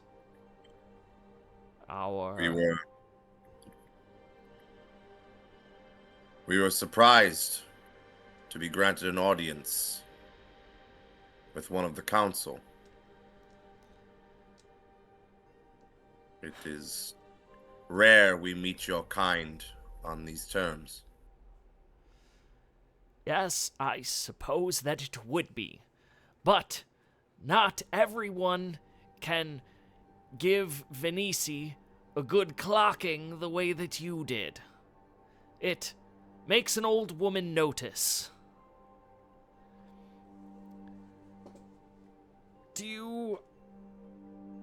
I am impressed with your knowledge of our ways.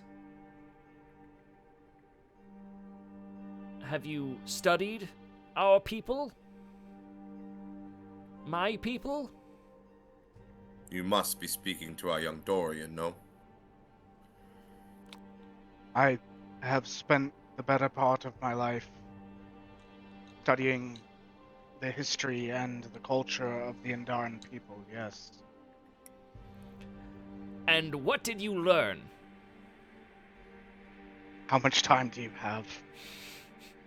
Ooh, I like that. Nice. All right. I've got a track here that I'm marking, by the way, for those of you Blades in the Dark fans. Give me the short version.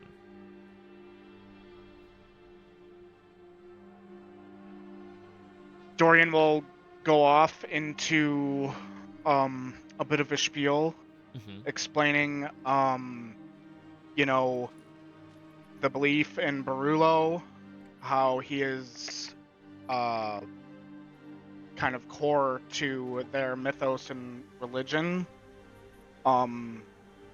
He will speak about the ever-burning flame. He will talk about the Emperor and the lineage of the Andaran Rex, and how he'd even mention how he wore the crown himself and saw through, in a way, the eyes of the Andaran Rexes of the past, and explain the important notes that he can remember from that as well. The greatest pieces of architecture that they had built, perhaps the war that they had with the Najit and how they were driven out of the holy city of Karstop. If you had to pick a theme, what is the theme of your story? Perseverance and hope. Oh, interesting. Okay. Go ahead and give me a it's not knowledge. Oh I God, know that. don't tell me persuasive. No. I was the Cunning? Cunning, thank you. Okay.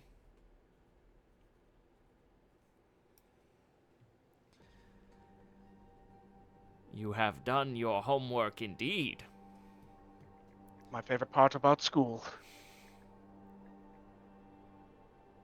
But you speak a lot of the past.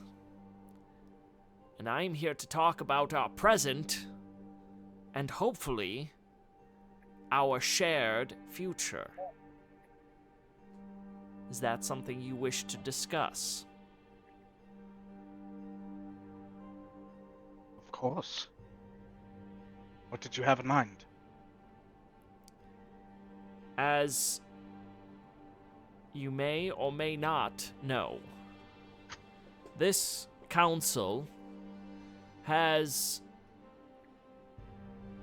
voted in favor of humanity continuing on, persevering here in Aok Island alongside the Aoka. Though we are not friends or allies, we must respect the wishes of our brother Ishou, even in their tragic passing. Perhaps avoidable passing, but that is another matter. Venisi has broken our pact, and for this must pay. You, I believe, are on a journey, and I don't believe that you now have the power to finish that journey. However, I can help get you there.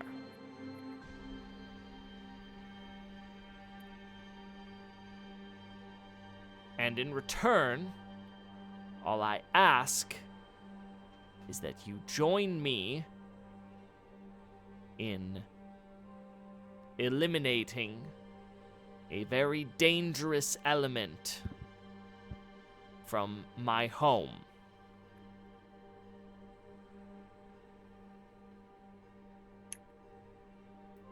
Making war is how I got to my station. You've selected the right party. But what do you mean join you? What will that entail? I know that you opened my gate, and I know what you saw beyond it. I also know that you cannot access the power that is trapped beyond it without a key which Venisi is holding. See.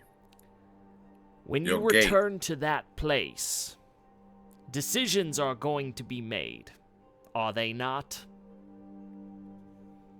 They must be. I would like a hand in some of those decisions.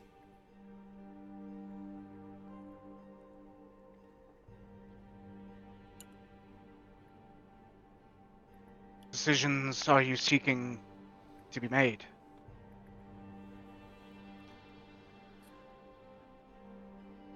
Well, I have been on Aok Island a long time, since the beginning. I have put my blood and my sweat and my tears into this world.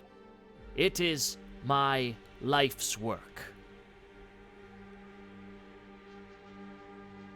I would like it to see it continue. But I also understand that there are flaws. This was not the perfect world that I wanted it to be. This is an imperfect world. I love it very dearly, but it is imperfect.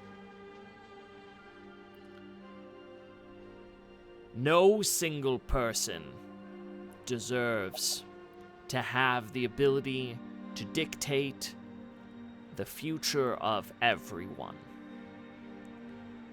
Venisi's power must be distributed. It cannot be passed or trusted to a single person.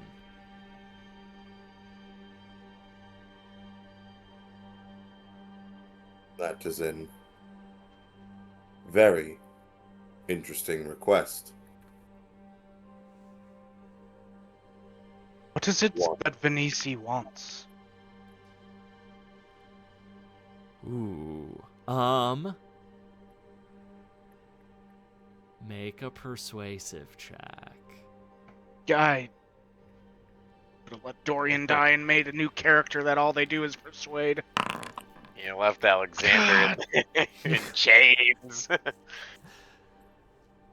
Scratching at the fucking third-degree burns on his chin. Um, I'm quick gonna dip, guys, but it was fun listening in. yeah, thanks for joining us, you. Don. Have a good night, y'all. Yeah. You too. As Dorian's fumbling over his words, Anastas will chime in. What is it exactly that Venisi does with her power? I understand it is the ability to speak truths into existence. Yes, it is that. It is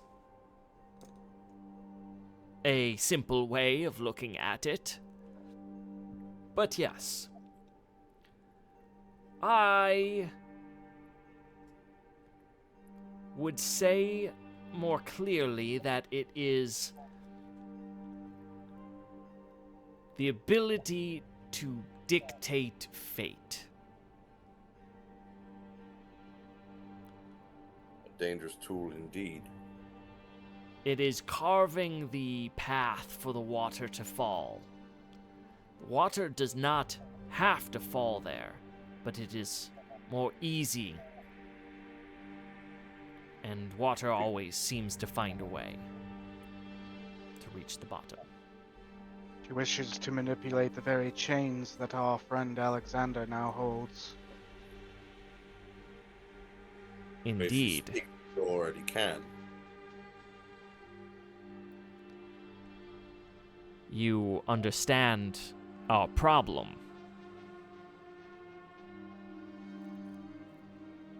When you say distribute, would you say now all things have the means to carve the path?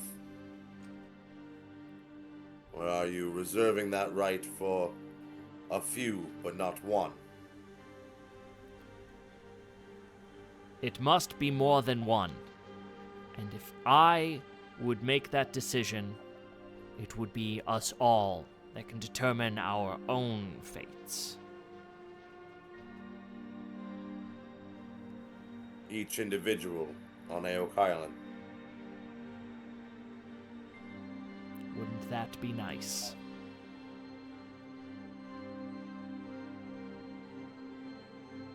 How do you wrest control away from someone who has their hands directly on the scales of fate?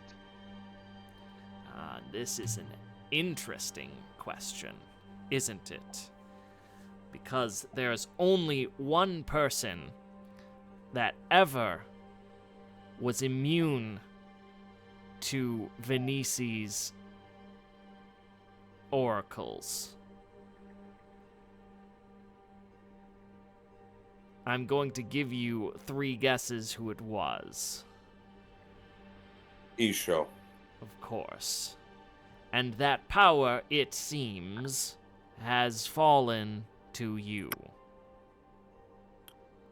You spoke earlier of Ishou's perhaps avoidable death. Was that to allude that he was in some way killed? I would say that he was most certainly killed.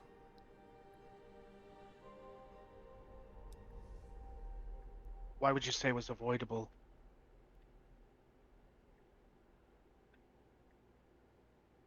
Venisi, Ishou,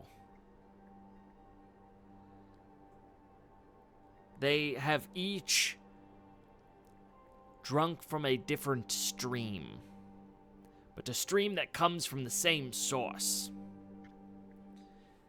It is the source also which Barulo drank from, which my husband had previously drunk from. The waters of that pool, of that source, are all of them tainted. Ishou should not have been drinking from that source.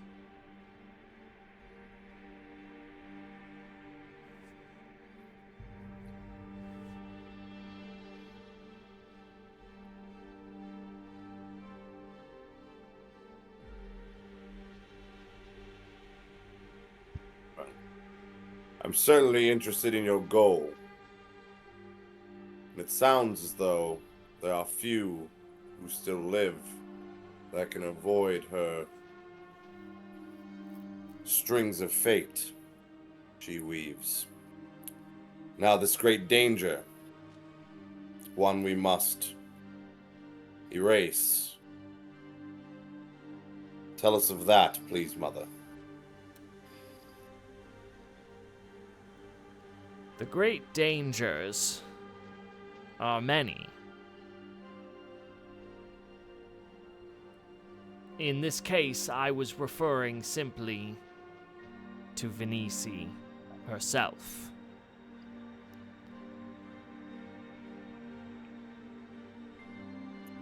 A convenient crossroad we find ourselves on. Indeed.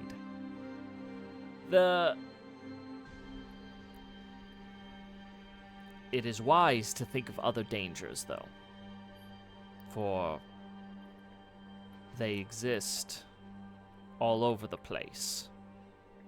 There's the danger of fire. There is the danger of the deep.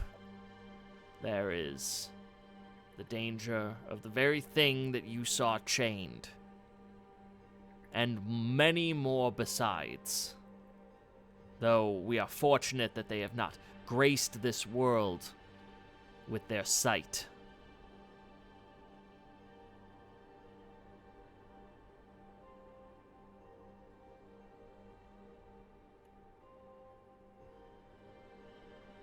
You'll forgive me my ignorance, Ytalla the Mother. We were well on our way to learning to defeat this child of yours. In Yes, what ways and you can aid are us? unfortunately insufficient for the task. Ah, here we are. Yes. What needest we? You need more power. You need the essence of power.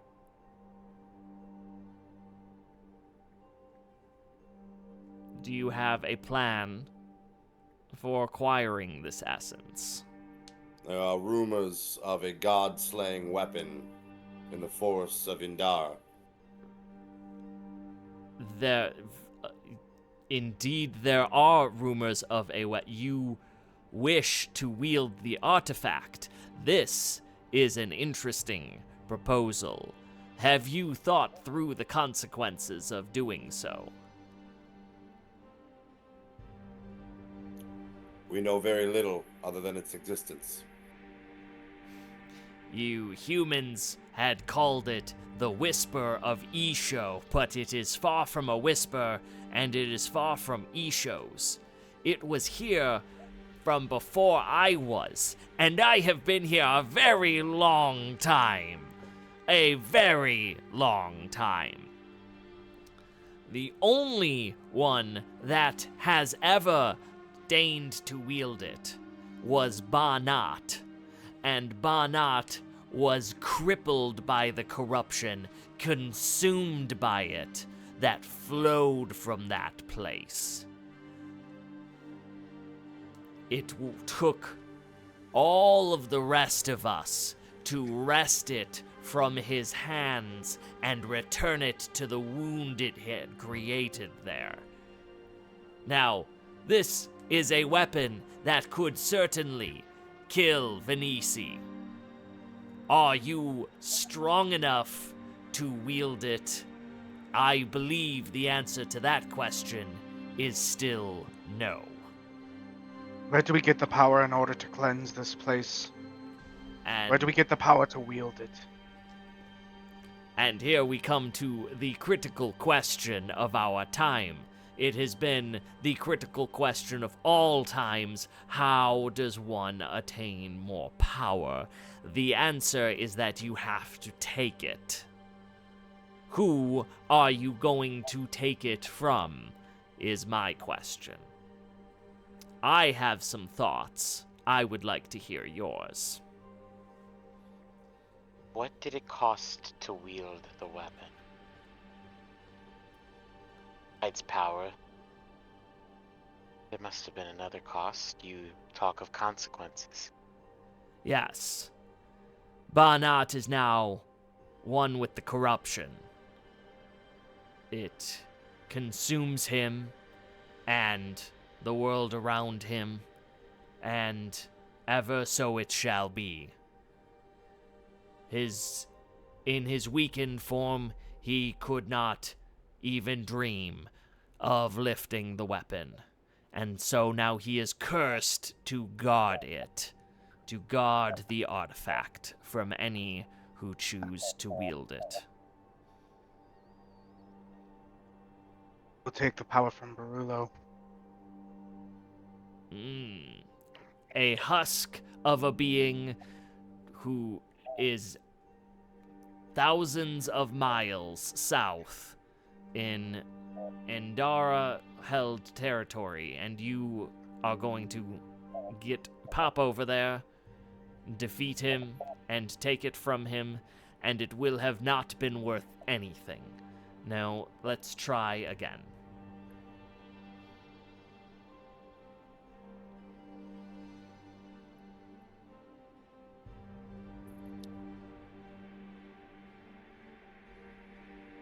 Any thoughts?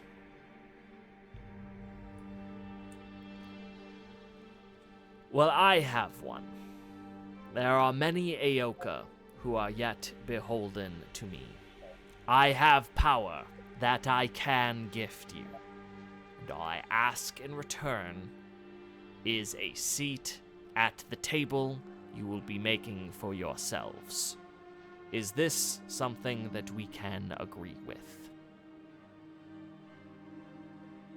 What sort of role would you play at this table? I would draft the new constitution, as it were.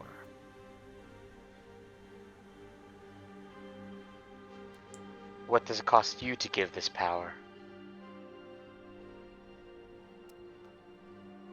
It will cost me someone very, very important to me.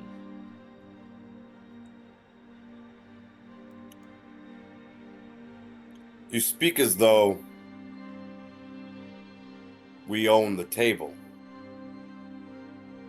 As if it is one that we have control over who sits at and who does not. This is an interesting prose, Ytalla Mother. You think it not so? I know it so. I find it curious that you do as well. Ooh. You wanna give me a vigilant check? Vigilant? Yeah. I'm looking. This is like an insight type of thing. Okay, but not like very close.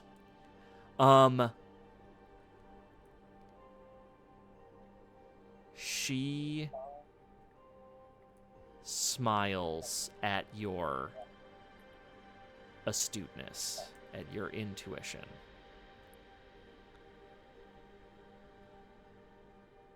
As I said before, there are some tracks of fate that have already been dug. It is very easy for the water to follow those paths.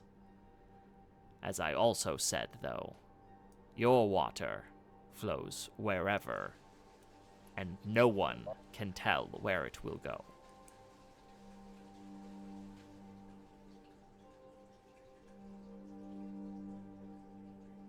Who is it that we would be taking this power from?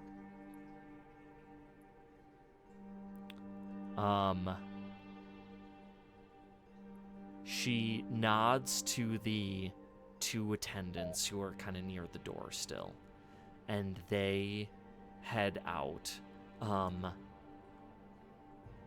He will join us in a moment.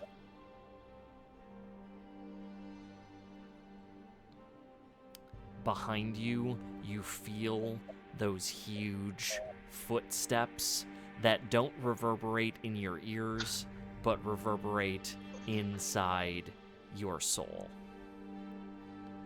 Fuck. Yes, my love. What can I do for you? My husband, Amaren.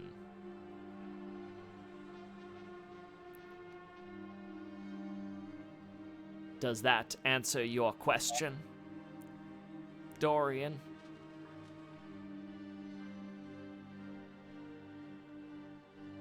Aaron, you would relinquish this of your own volition. Amaren will do what is asked of him. Won't you, my love?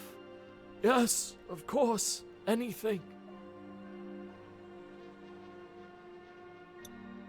There is something going on here. I have no idea what you're talking about. And I'm trying to figure it out. Quick out of character. Yeah. Talk it out. This is too good to be true, guys.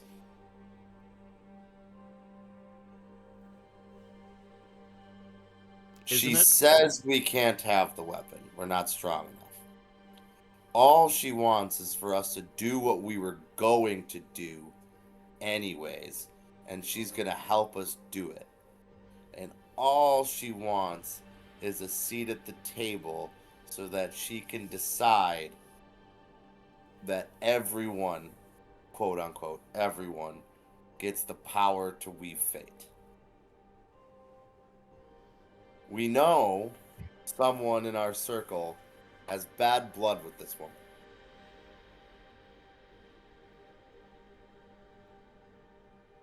Where's everyone else's heads at? Anastas is skeptical eyes or skeptical in. I would agree. But if she's telling the truth about us not having the power, what option do we have?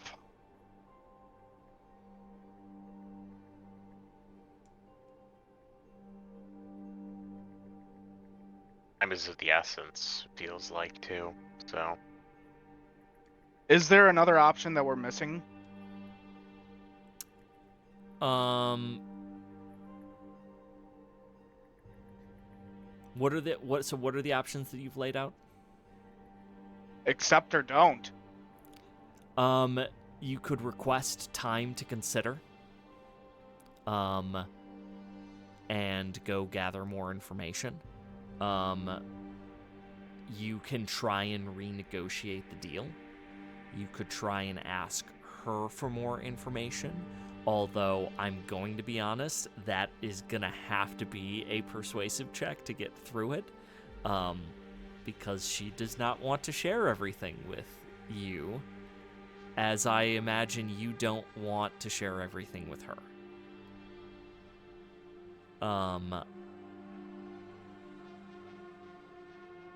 That's kind of the options as I see it. You also could say, we're not comfortable taking this power. We are going to work with you, but we would like to search for other options first before we go to such a drastic measure. Negotiate how you guys want to negotiate. And remember that she She's a wheeler and dealer. She is the political leader of the Aoka. And she is probably willing to wheel and deal. Ytalla, what makes you so sure we can't wield this great power found in the forest of Indara? We've fought gods. I've drawn blood from Venisi. We carry a soul of your child Ishou. And a little Why can't fire, so? it looks like, is enough to blow your friend over. His fire is strong enough to blow him over. He's faced many of the Indara and shot down many of their best pyrolytics. You're looking for a weapon to kill a god. You have to be a god if you want to try and redirect that power. Otherwise, it'll bounce back on you just the same way that spell did. You get what I'm saying here? I have the measure of man, I like to think. I like to think that I have the measure of all men. And women. And humans, too. And when I look at you, I do not see a god. I see something nascent. Something that needs to grow. Some of you more than others. She shoots a glance towards the spirit inside Lyra.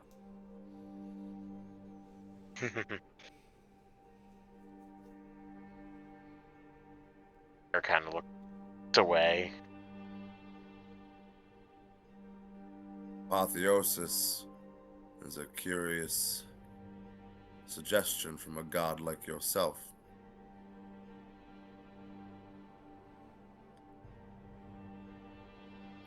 I suppose, as you see it, the whim is ours at who sits at the table. And those who assisted us are more likely to get a plate.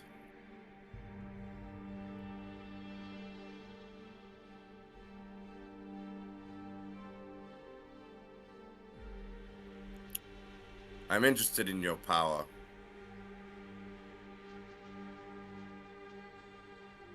Oh. I like the way that you think, Anastas. You have the mind of a leader, willing to make the decisions that need to get made, form the alliances that need to get formed. You used to be the sort of person who would go off on their own. Now you have learned that you are much more effective when you are with a group of people.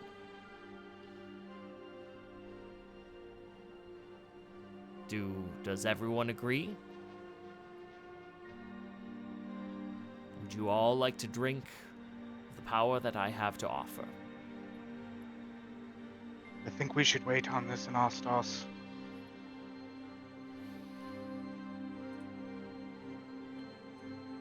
Wait for what? For us to be consumed in some great black pit. When we find our artifact in the forest, we know not where it is or what it even looks like. We've heard tales it's a sword, we've heard tales it's a power, we've heard tales it's some holy weapon that rains from the sky. We know that it perhaps caused the very corruption that you seek to burn, turning a full god into a creature of it.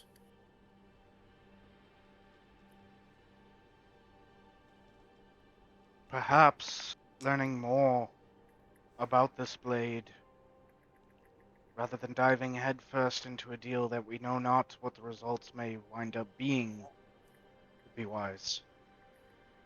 Are you having this conversation privately or with Ytalla? I think we're kind of just having it right here. Okay. At that point, then, Ytalla says, Dorian, you have learned many lessons, and perhaps one of the most important is caution. This has been ever something that has been a part of you, and yet not a part of you. It is what broke that leg of yours, and it is what brought the power of my brother into your hands. But learning to hold on to caution is a sign that you are growing wiser by the day. Yes, if you want to take time, please take time. She pulls out from her, the folds of her robes, a small golden bell and hands it over to you. Once you have made your decision, ring the bell, and one of my beasts will come for you.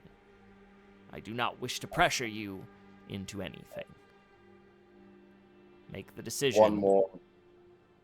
I have one more curiosity to pressure you, though, Ytalla Mother. Of course. Venice does not frighten me. I'm not sure we even need this great power to defeat her. I feel as though right now she could not face me in single battle. I've become quite strong, and I grow more powerful with the soul of Ishou. However, this curse of corruption seems far more dire threat, and one I do not believe Venice is the reason behind. Can the power you offer do anything to quell its spread and the destruction it wreaks upon mankind? Just because humanity no longer has the threat of the Hadra does not mean they will no longer be boiled into black creatures of feral hunger. More wisdom from Anastas. Yes, this is truly what our primary concern should be. Unfortunately, one problem prevents the solving of the other. We can fix corruption. It will be by binding a new chain to the unknowable. It will mean breaking another chain in the process to do that. We need to decide which chains we are willing to break. But that is a discussion for another time. For first, we need the power to forge those chains in the first place. We do not yet have it.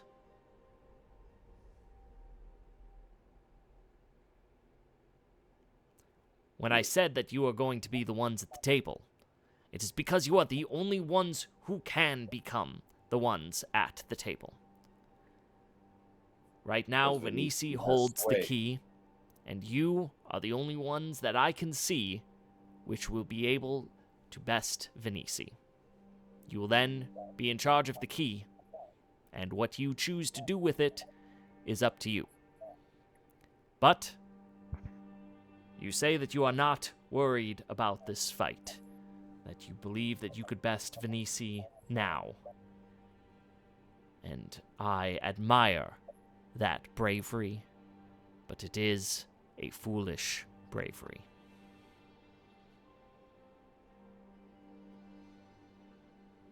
Bravery is not the absence of fear. It is the choice of action in spite of it. I know that one of the Chosen of Ishou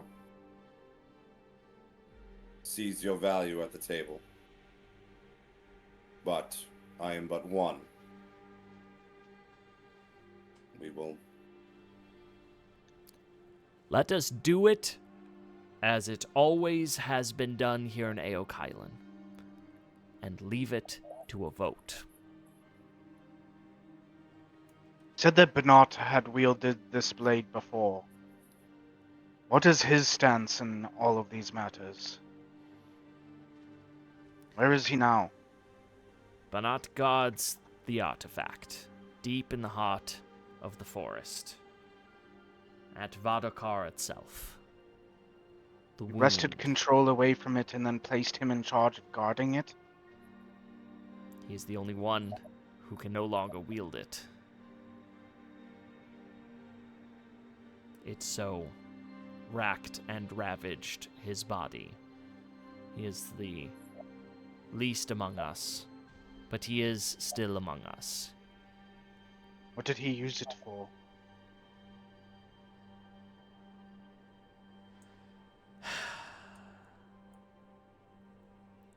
He used it to kill his brother. Did you not come from Ernan's Vale? Have you not seen the battlefields?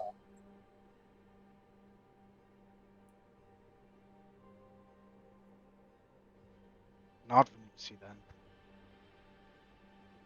I'm sorry, Peach, what was that? Said it was not Venisi, then. It was not Venisi that killed Ernan, no. It was the beast that Banat became when wielding that accursed thing. Is there any on the Missed both of that. What? Go ahead. No, Let you it- get. Are there any on the council that remain loyal to Venisi? Or is she acting renegade? There are a few who may stand with her, but none currently do. And what of her recent engagement with Queenot, your executioner? Let's roll and see what happened.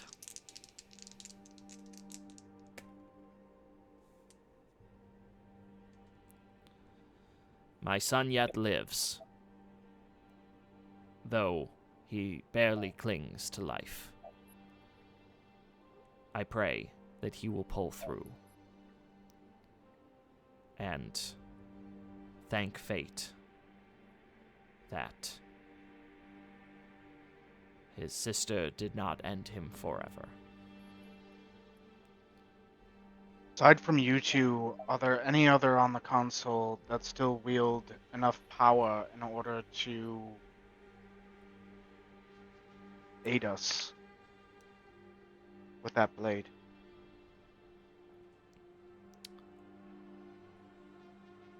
I don't. You said that Barullo is too weak. Banat is the weakest amongst you. Queenot clearly could not help us if he is barely clinging to life. Is there no others among you who would be able to aid?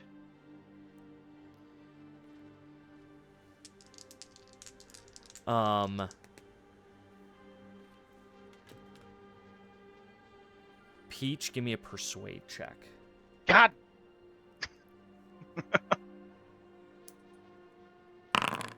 No! Oh, by one, though! By one!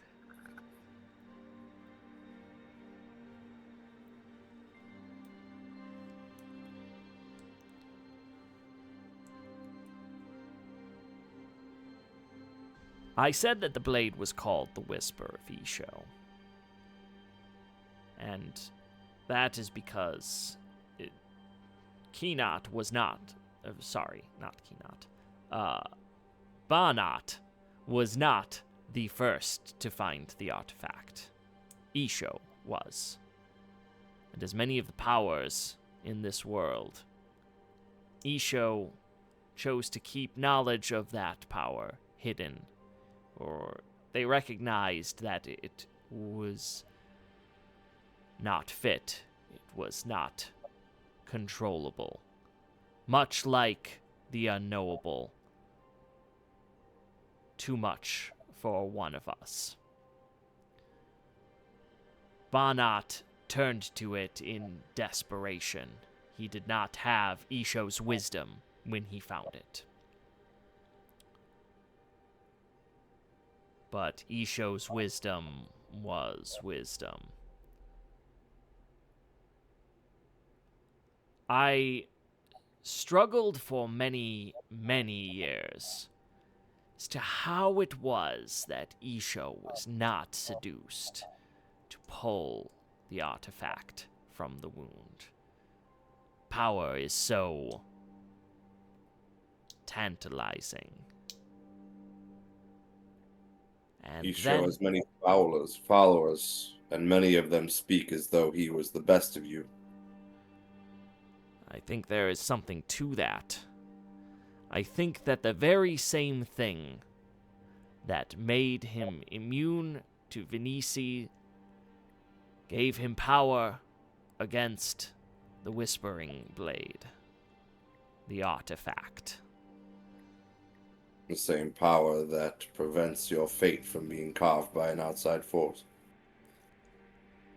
You see, Tell you what, Ytalla Mother, I, Anastas, have one further question for you. Go ahead. This power you wish for us to sup from, that your husband would provide at your command, what does it entail, and what is its price?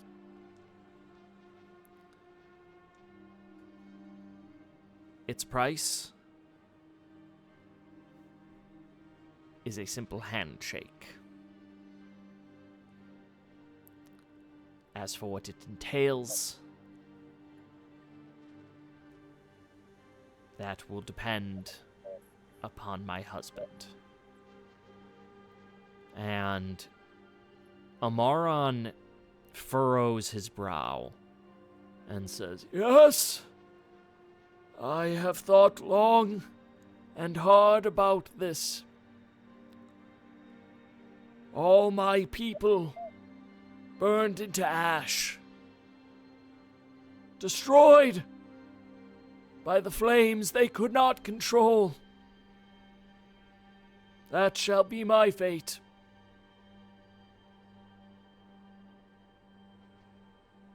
Does that answer your question? Anastas thinks on the words just spoken, and how the seduction of flame has caused nothing but problems.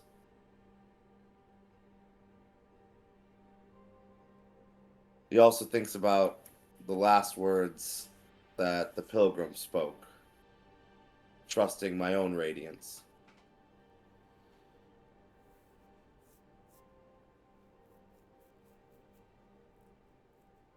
I cannot decide for Dorian. And betraying us and removing me would serve no good purpose for removing Venice.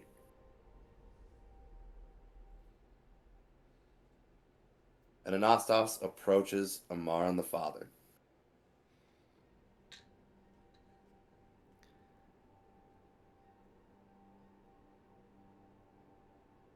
Is this your acceptance? Anastas is accepting the power. Okay. Is anyone else going to accept the power? Lyra has almost been hesitant this whole time, as if she's been battling with her own thoughts, going back and forth, and it seems the whisper in her ear has done its job, and Lyra will also move to accept.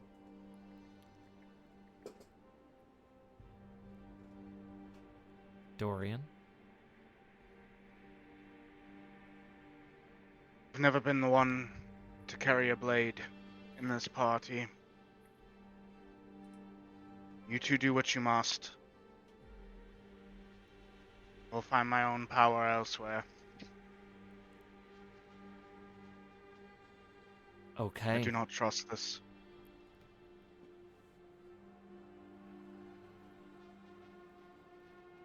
All right.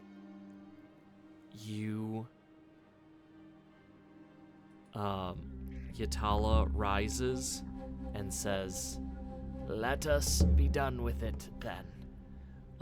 And she gets down off of this chair and shuffles, puts her arm around her husband's, and leads him back down to the hearth area. Many other white-clad acolytes have gathered, seeing what is happening. They've all stopped what they are doing. The things are being cleared away, and a carpet is being set out before Ytalla and Amaran. You are ushered forward. Those of you that are receiving the gift of Amaran are guided to stand beside the fire. And Amaran takes off the leathers that he was wearing, and places his hand one last time on his wife, who sternly looks down and nods and does the same, reciprocates, before turning him around. He steps forward and he says, "I've been here since the beginning, when this land was cold, and with a little fire, I brought heat to it. I prayed every day that fire would not destroy this land as it did my home. And I hope that with this act, I will allow the fire to die before it can do the same here. Oh, flame, take me!" And he hurls himself into the fire. He starts screaming in agony. The sounds of his thrashing echo in your souls, and all around you, fire leaps up into the air in a huge column of flame that parts the clouds around them. Where the day and the night had come together in the sky, there is now a towering inferno that is punctuated by the constant screaming of a dying god.